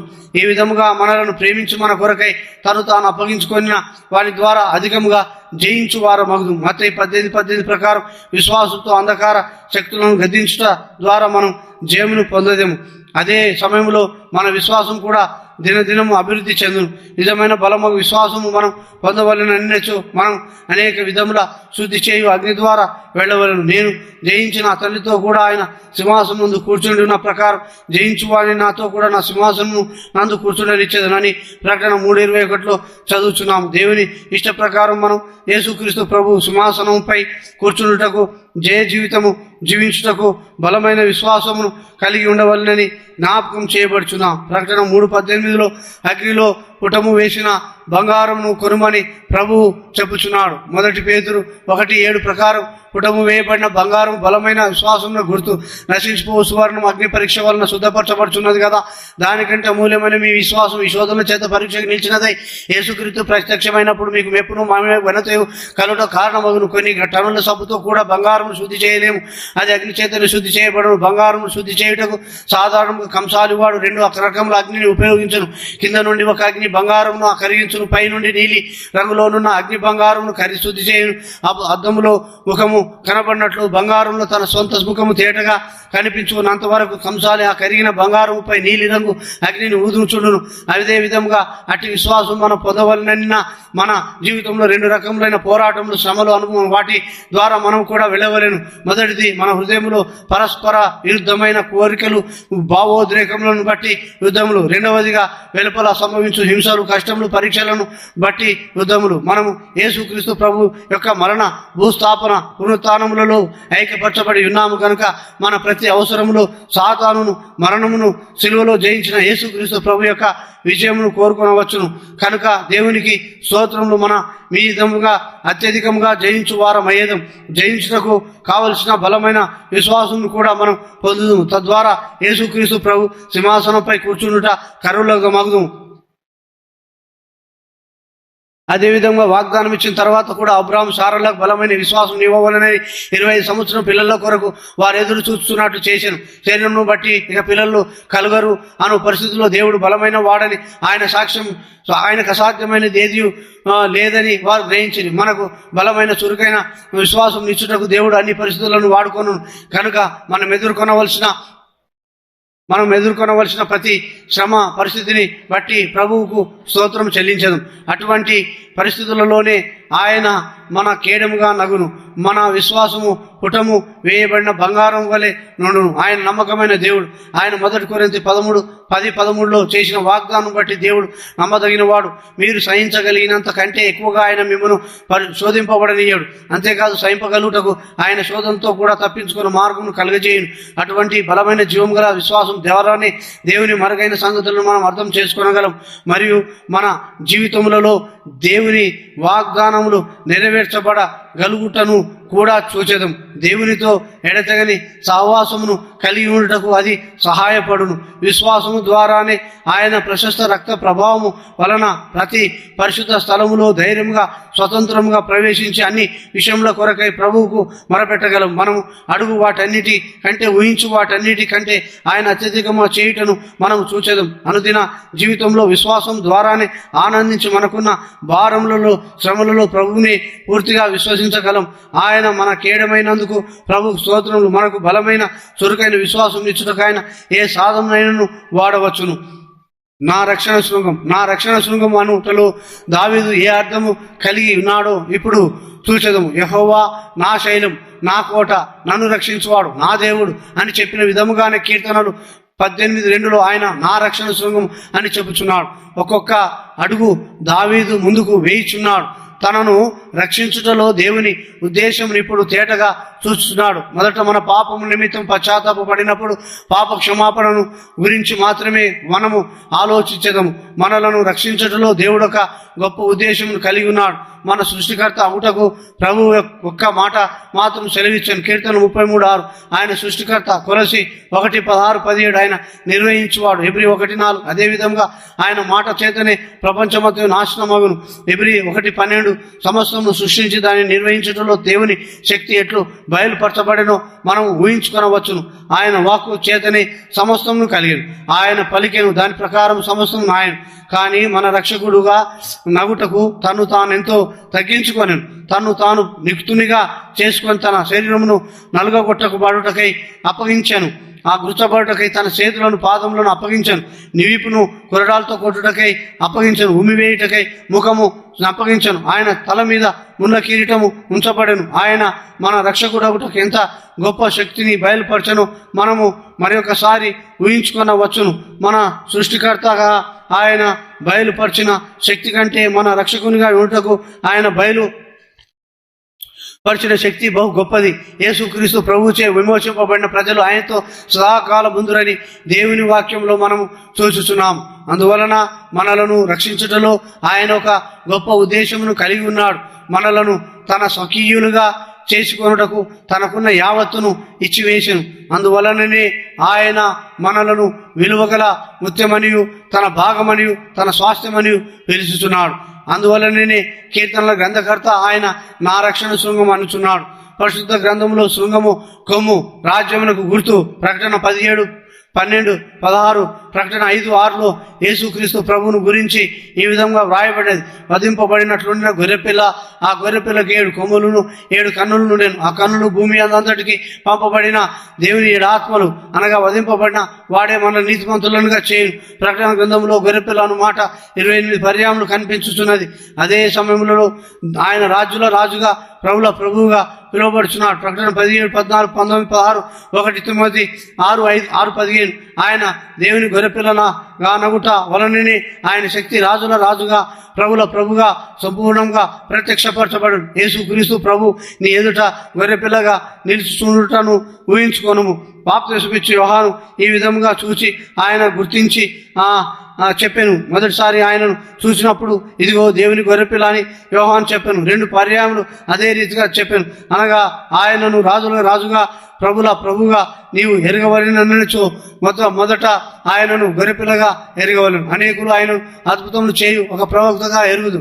అనేకులు ఆయన పరిపూర్ణుడని శిలువలో బలి ఆయనని ఎరుగుదురు. వారి నిమిత్తము గొర్రెపిల్లగా వధింపబడిన వారి స్వరక్షకుడని వారు ఎరగరు.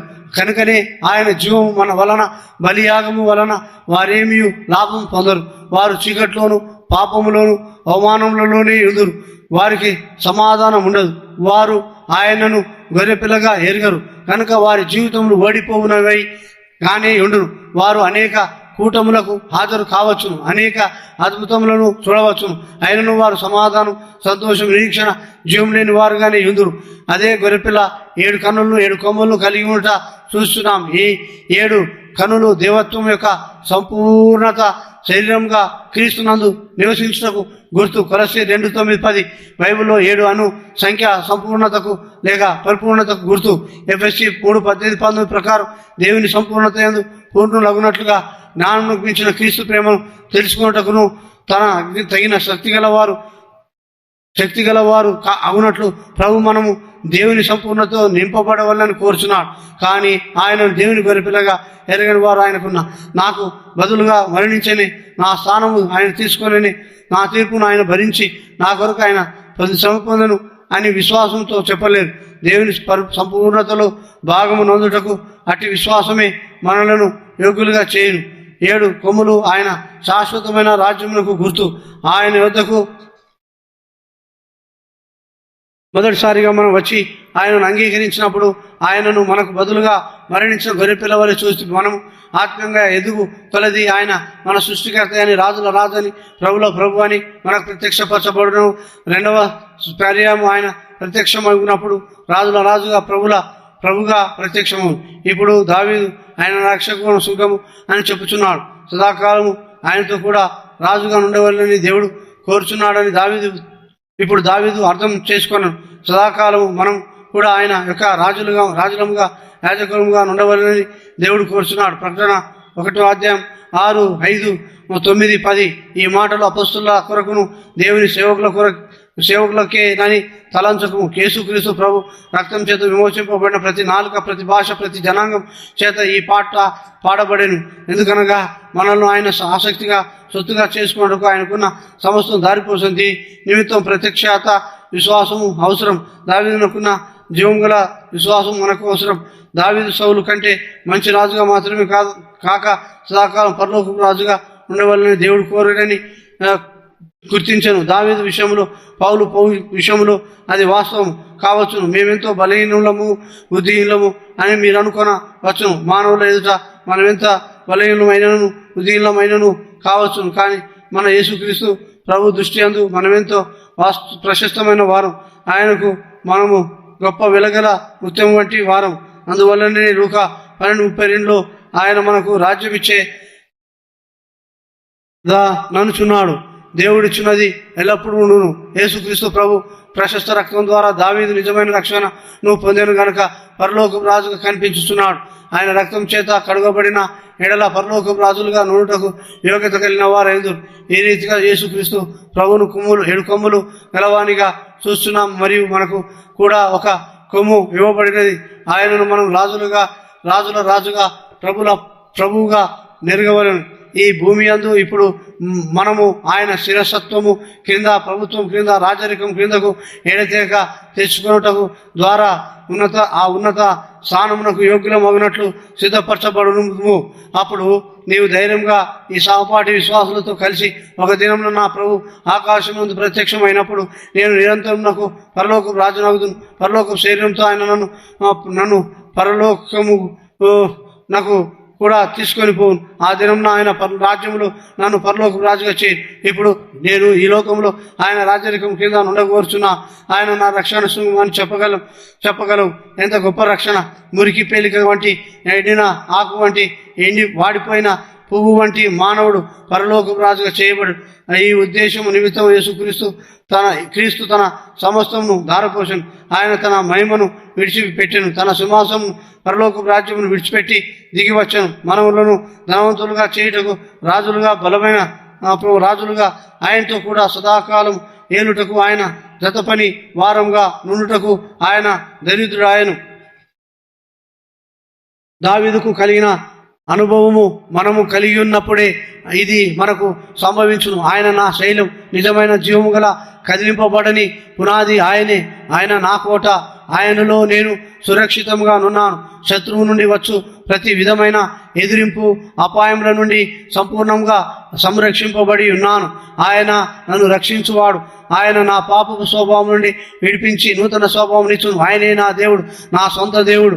ఆయనకు నేను ఏ సమయమందైనను, ఎచ్చటనైనను, దేని నిమిత్తమైన మొరపెట్టవచ్చును. ఆత్మీయ శరీర జీవితములలో ఆయనే నా బలం. శోధన శ్రమలలో ఆయన శక్తి నాకు అందుబాటులో ఉన్నది. నా మధ్య శరీరంలో ఆయన దైవిక శక్తినిచ్చి జయ జీవితము నాకు అనుగ్రహించును.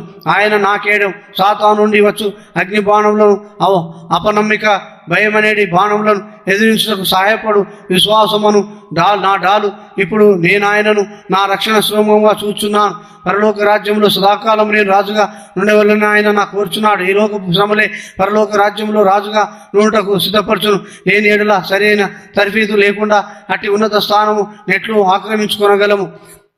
8వ అధ్యాయం నా ఉన్నత దుర్గం. గత 7వ అధ్యాయములలో కీర్తన 18:2లోని 7 పదముల అర్థములను మనం చూసితేవి. ఇప్పుడు 8వ పదమును గమనించదాం. కీర్తనల గ్రంథకర్త యెహోవా నా ఉన్నత దుర్గమని చెప్పుచున్నాడు. బైబిల్లోని ఏ వచనమైనను అనేక అర్థములను కలిగి ఉండును. పురాతన దినములలో రాజులు యుద్ధములలో గెలిచినప్పుడు శత్రువులపైని గెలుపునకు చిహ్నముగా ఉన్నత దుర్గములను కట్టించుచుండిరి. కొన్ని స్థలములలో కొందరు జ్ఞాపకార్థంగా దుర్గములు కట్టించుదురు. వాషింగ్టన్ పట్టణం నందు అబ్రహాం లింకన్ అను ప్రఖ్యాతి చెందిన అధ్యక్షుడు ఉండేను. అతని దినములలోనే బానిసత్వము రద్దు చేయబడను. అంతకు మునుపు నీగ్రో జాతి వారు బజార్లలో బానిసలుగా అమ్మబడుచుండిరి. అబ్రహాం లింకన్ మంచి విశ్వాసి కనుక బానిసత్వంలో విరోధంగా పోరాడను. ఆ గురిని చేరుటకు తన ప్రాణంను సైతం పోగొట్టుకొనను. ఇప్పుడు జ్ఞాపకార్థంగా అమెరికా ముఖ్య పట్టణమగు వాషింగ్టన్లో వారు అతని పేరుతో ఒక దుర్గమును కట్టించి ఉన్నారు. దావీదు అనేక యుద్ధములు చేయవలసి ఉండెను, ఫిలిస్తీన్లను ఓడించవలసి ఉండెను. అయితే ఇచ్చట అతడు ఆత్మీయ విజయమును గురించి అనగా అంధకార శక్తుల మీద విజయమును గురించి చెప్పుచున్నాడు. తాను ఒక పాపిగా జిగట గల దొంగ ఊబిలో తాను మునుగుచున్నట్లు తన పరిస్థితిని కనుగొనను. ఈ జిగట గల దొంగ ఊబి పైకి మంచి నేలవలే కనిపించును, కానీ ఎవరైనాను దాని మీద అడుగు వేసినచో మునిగిపో సాగుదురు. బయటికి రావాలని ఎంత ప్రయత్నించినో అంత లోతుకు వెళ్ళెదరు. ఆ రీతిగా బలమైన అనేక జంతువులు సజీవముగా సమాధి చేయబడుచున్నవి. ఒక రకమైన బలముగా లాగు శక్తితో అవి లోపలికి లాగబడును. మనము వాటిని లాగవలన అన్నిచో మనకు అధికమైన బలమైన శక్తి అవసరం. పాపులముగా మనమందరం లోతైన జిగటగల దొంగ ఊపిలో ఉన్నాం. అటువంటి భయంకరమైన జిగటగల దొంగ ఊపిలో నుండి మనలా ఎవరునూ లేవనెత్తలేరు. అందువలననే యేసు క్రీస్తు ప్రభు ఈ లోకమునకు వచ్చాను. ఆయన మానవుడు మన పక్షంగా మరణించను. ఆయన బలమైన హస్తములతో మనం బయటకు లాగబడినట్లు మన కొరకు ఆయన తిరిగి లేచను. పాపులముగా మనం సాతాను చేతుల నుండి విడిపింపబడవలెను. మన అందరి పక్షమున యేసుక్రీస్తు ప్రభు మరణమును జయించను. ఈ విధంగా ఆయన మన ఉన్నత దుర్గమవుచున్నాడు. ఆయన యందు మనము మరణం నుండి జీవంలోనికి దాటించబడుచున్నాం. యోహాను 5:24 దేవుని ప్రజలు మరణించినప్పుడు ఎంత నెమ్మదిగా సమాధానం ఉందరో మనం గమనించవచ్చును. మహిమలో చేర్చుకొనబడక మునుపు బాధల్లో వేదనలో శ్రమపడిన కొందరు విశ్వాసులను నేను చూసి, కానీ మహిమలో చేర్చబడు సమయము వచ్చినప్పుడు అకస్మాత్తుగా వారి ముఖములు ప్రకాశించేటివి. వారు సమాధానముగా నిద్రించున్నట్లు ఉందరు. ఓ మరణమా నీ విజయం ఎక్కడ, ఓ మరణమా నీ మూలెక్కడ అని వారు చెప్పినట్లు ఉందరు. 1 కొరింథీ 15:55 లేని ఎడల మరణించిన వ్యక్తుల ముఖముపై చీకటి తప్ప ఇంకేమీ కనిపించదు. మరణమను శబ్దమే మన హృదయములలో భయభీతులను తెప్పించి మన ముఖములను భయముతో నింపి అంధకారమయముగా చేయును. అభివృద్ధిని ఎదుగుదలను సూచించు నిమిత్తము కూడా ఉన్నత దుర్గములను కట్టుదురు. వేరు దుకాణముల అభివృద్ధిని చూపించుటకు జపానులోని టోక్యోలో ఒక ఉన్నత దుర్గమును కట్టి ఉన్నారు. ఆ దుర్గమును చూసుటకై అనుదినము అనేకులు అమెరికా, ఐరోపాల నుండి టోక్యో వెళ్ళుచున్నారు. కానీ విశ్వాస జీవితంలోని ఉన్నత దుర్గము యేసుక్రీస్తు ప్రభు యొక్క ఫలభరితమైన జీవితమునకు గుర్తు. మనము తిరిగి జన్మించక మునుపు అందరమును ఫలము లేని జీవితమును, ఓటమికి సిగ్గుకరమైన జీవితములను కలిగి ఉందుము. సిగ్గుకరమైన సంగతులచే సమయమును, శక్తిని, ధనమును వ్యయపరచుచుంటివి. కానీ యేసుక్రీస్తు ప్రభు మన జీవితములలో ప్రవేశించి సమృద్ధి అయిన ఫలభరితములుగా మార్చను. ఒకానొకప్పుడు పూర్తిగా గొడ్డుబారిన ఓడిపోయిన జీవితము జీవించిన వారు ఇప్పుడు బలమైన దేవుని ప్రజలుగా నోడుట నేను చూచి ఉన్నాను. మరికొన్ని స్థలములలో ఓడలకు హెచ్చరికగా నోడుటకు ఈ ఉన్నత దుర్గములను కట్టుదురు. కొన్ని సముద్ర ప్రాంతములలో మరుగై ఉన్న రాళ్ళును. దక్షిణ హిందూ దేశములో క్విలన్ మున్నకు సముద్ర ప్రాంతములలో మరుగై ఉన్న గొప్ప రాళ్ళు ఉన్నవి కనుక అచ్చట గొప్ప దీపస్తంభమును, లైట్ హౌస్ కట్టి ఉన్నారు. ఎంతో కాంతితో నిండిన దీపము గల ఎత్తైన స్తంభం అది. ఆ దారిని వచ్చు ఓడలను హెచ్చరించుటకు ఆ దీపము రాత్రింబవళ్ళు వెలుగుతూనే ఉండును. లేని ఎడల ఓడలు ఆ మరుగున్న రాళ్లకు ఎదురు తగిలి నాశనమగును. అదేవిధంగా ప్రభు అపాయములను గురించి మనలను హెచ్చరించుచూనే ఉండును. క్రమేణా మనలను కూడా ఇతరులను హెచ్చరించు వారి వలె చేయును. 1935వ సంవత్సరంలో ఉత్తర హిందూ స్థానములలోని కెట్టా అను ప్రదేశమునకు నేను సువార్త కూటమునకై ఆహ్వానించబడితిని. నేను 1934లో కూడా ఆ ప్రదేశంలోకి వెళ్ళి ఉంటిని కనుక మరలా కెట్టాకు పోవనవసరము లేదనుకోండి. నేను ప్రార్థించగా నేను పోవాలనని ప్రభు చెప్పాను. రెండవసారి మూడవసారి తిరిగి ప్రార్థించినప్పుడు నాకు అదే జవాబు వచ్చాను. కావున నేను అచ్చడికి వెళ్ళి నా స్నేహితులలో ఒకడైన లాక్వుడ్ అను ఒక ఆంగ్లేయుడు నూతనంగా రక్షింపబడి ఉండెను. కెట్టాలోని ప్రజల పక్షమున అతడు కూడా భారం కలిగి ఉండెను. అది సొదొమ గొమొర్రా ప్రాంతంలో వలె నుండెను. పాపేచ్ఛలు నెరవేర్చుకొనుటకు అచ్చటి అనేకులు వెళుచుండిరి. మిలిటరీ చర్చి భవనంలో కూటములు జరుపుటకు నా స్నేహితుడు ప్రయాసపడి అనుమతి పొందాను. ఆ భవనంలో అంతకు మునుపు అటువంటి సువార్త కూటం ఎన్నడూ జరిగి ఉండలేదు. మరియు ఆ భవనము పట్టణమునకు 4 మైళ్ళ దూరమున ఉండెను. కనుక ఎవరైనాను కూటములకు హాజరు కావాలని కోరిన ఎడల 4 మైళ్ళు నడిచి రావాల్సి ఉండెను. మే మాసము 29, 31 వరకు కూటములు ఉండెను. 31వ రాత్రి దేవుని కృతను గురించి మాట్లాడుటకు దేవుడు మాకు స్వాతంత్రం ఇచ్చాను. అనేకులు పాపముల విషయము పశ్చాత్తాపడి ఆ మధ్య రాత్రి ఒక భయంకరమైన భూకంపం వచ్చి 18 సెకండ్లలో 58,000 మంది చనిపోయిరి. 192 మంది చనిపోయిరి. బతికిన వారిలో అనేకులకు ఎముకలు విరిగి ఉండెను. అది ఎంతో విచారకరమైన దృశ్యం. కానీ విశ్వాసులకు ఏ ఎముకయు విరగలేదు. కూటములకు వచ్చిన వారిలో ఒక యవనస్తురాలు తప్ప అందరూ సుఖముగా నుండిరి. ఆ యవనస్తురాలు ఆసుపత్రిలో నర్సుగా నుండెను. వారు సరి అయిన సమయంలో మారు మనసు నొంది రక్షింపబడిరి. ఈ విధముగా మన ఉన్నత దుర్గమైన యేసుక్రీస్తు మనకు హెచ్చరించుచు దుర్గముగా నగును. ఆయన మనలను కూడా హెచ్చరించు వారినిగా వాడుకొను. మనము యేసుక్రీస్తు ప్రభుతో కలిసి ఇతరుల నిమిత్తము విజ్ఞాపనలతో మొరపెట్టినప్పుడు అనేకులు రక్షింపబడుదురు. అనేక సంవత్సరం నుండి ఇటు జరుగుట మేము చూస్తే మన బంధువులు మన స్నేహితులు రక్షింపబడినట్లు ఉన్నత దుర్గం వలె హెచ్చరించు ఆధిక్యతను ఘనతను ప్రభు మాకు ఇచ్చి ఉన్నాడు. రాత్రులలో ఎగురు విమానములకు సహాయపడినట్లు విమానాశ్రములలో కూడా ఈ ఉన్నత దుర్గంలో కట్టబడి ఉన్నవి. విమానంలో ఎట్లు దిగవలను అచ్చటి నుండి చెప్పబడును. విమానమును నడిపించువాడు సరిగా దిగినట్లు ఆ విమానాశ్రయములోని దుర్గమందున్న వెలుగును చూచును. నడిపించువాడు తప్పు చేసిన ఎడల అనేక ప్రాణములు అపాయములకు లోనగును. కొన్ని పర్యాయములు మంచు దట్టమైన మేఘములు ఉండును. అట్టి సమయములలో విమానాశ్రయముల యందు దీపము అవసరము. మనలను సరైన మార్గంలో నుంచుటకు యేసుక్రీస్తు ప్రభు ఉన్నత దుర్గం. ఆయనే మన దీపస్తంభం. ఆ మార్గమున వెళ్ళక ఈ మార్గమున వెళ్ళుము అని ఆయన చెప్పును. ఈ విధముగా అనేక తప్పిదముల నుండి మనము రక్షింపబడుచున్నాం. ఎంతో దుఃఖముగా ఉన్న విశ్వాసులను మనము చూచున్నాం. వివాహములలో తప్పుగా ఎన్నుకొందురు. ఉన్నత దుర్గం ద్వారా నడిపింపబడటకు బదులు మానవుల వలన, అత్త మామల వలన, స్నేహితుల వలన, బంధువుల వలన నడిపింపబడుదురు. యేసుక్రీస్తు ప్రభు యొక్క నడిపింపునకు వారు లోబడరు. ఆయనే మనలను నడిపించు దుర్గము. ఈ దినములలో అనేక స్థలములలో గడియారపు స్తంభములు గలవు. ఆ గడియారపు స్తంభమును చూచుట వలన సరి అయిన సమయమును తెలుసుకొనవచ్చును.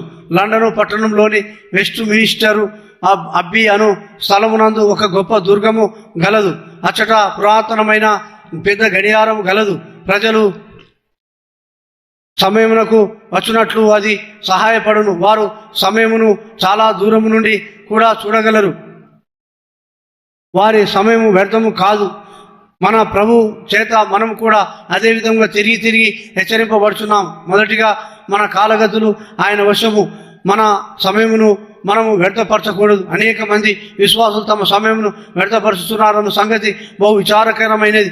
అనేకులు ఉదయం లేచి మౌన ధ్యానంలో బదులు వ్యర్థమైన మాటలు మాట్లాడుచు పళ్ళు తోముట యందు అధిక సమయమును గడుపుదురు. అందువల్ల వారికి దినమంతు శ్రమ, ఓటమి. వారు అనేక చింతలు భయములచే నిండి ఉందురు. కానీ ఎవరైతే క్రమముగా మౌన ధ్యానం చేసుకొని ప్రతి ఉదయమున శ్రేష్టమైన సమయమును దేవునికి ఇచ్చి వాక్య పఠనం నందును ప్రార్థన యందును గడుపుదురు, వారికి దినమంతు ఆశీర్వాదకరంగాను ఫలభరితంగాను ఉండును. మన ప్రభువే మన గడియారపు స్తంభం. కాలము గతించిపోవచ్చున్నది కనుక సమయమును శ్రద్ధపరచకూడదని ఆయన జ్ఞాపకం చేయించినాడు. జీవితము క్షణభంగరము. సమయమును సద్వినియోగ పరచుకొనము.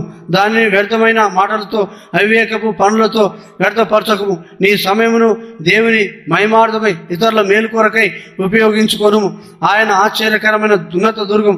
ఇప్పుడు ప్రశ్న ఏమనగా, ఆయన నీ ఉన్నత దుర్గముగా ఉన్నాడా? పురాతన దినములలో శత్రువులను గమనించుటకు కావలివారు ఈ ఉన్నత దుర్గములను ఉపయోగించుచుండిరి. శత్రువులు గుర్రములతోనూ యుద్ధాయుధములతోనూ వచ్చుటను వారు చూచినప్పుడు ప్రజలను హెచ్చరించుచుండిరి. కొన్ని పర్యాయములు శత్రువులు మధ్య రాత్రి వచ్చెదరు. కావలి వారు హెచ్చరించిన వెంటనే ప్రజలు సిద్ధపడుచుండిరి. ముఖ ద్వారమును వారు మూసివేసి శత్రువును ఎదుర్కొనుటకు ఆయుధములతో వారు సిద్ధపడుదురు.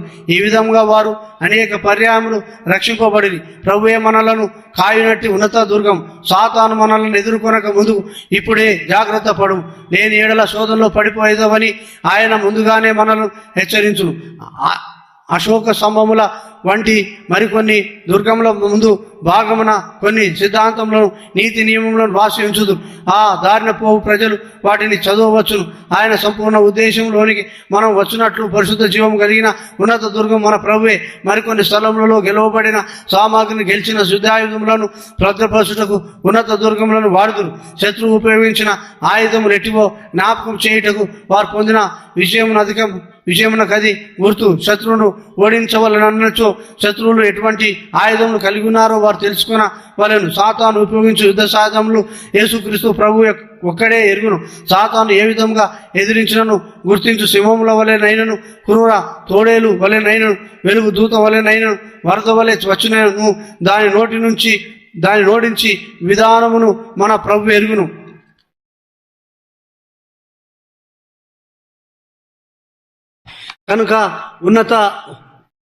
కనుక ఉన్నపాటున నీవాయన యుద్ధకు వెళ్ళి ఈ సమయమున నన్ను కాపాడి రక్షించుము అని ప్రార్థించవచ్చును.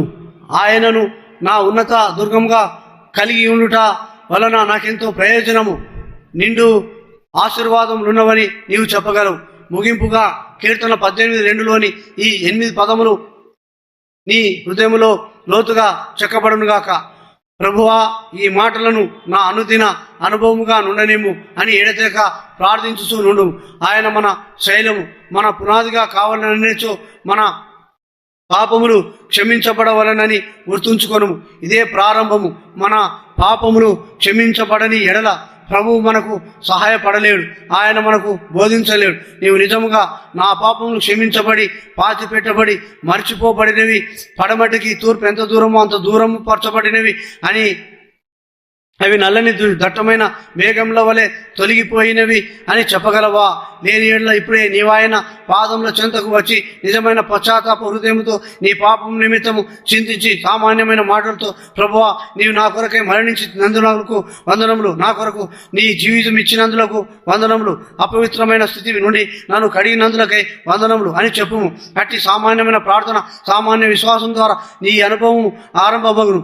అప్పుడు నీవు కూడా, ప్రభువా, నీవు నా శైలము, నా కోట, నా విమోచకుడవు, నా దేవుడవు, నా బలము, నా కేడము, నా రక్షణ శృంగము, నా ఉన్నత దుర్గమని చెప్పగలవు. మన ప్రభువు ఈ విధముగా చేయునుగాక.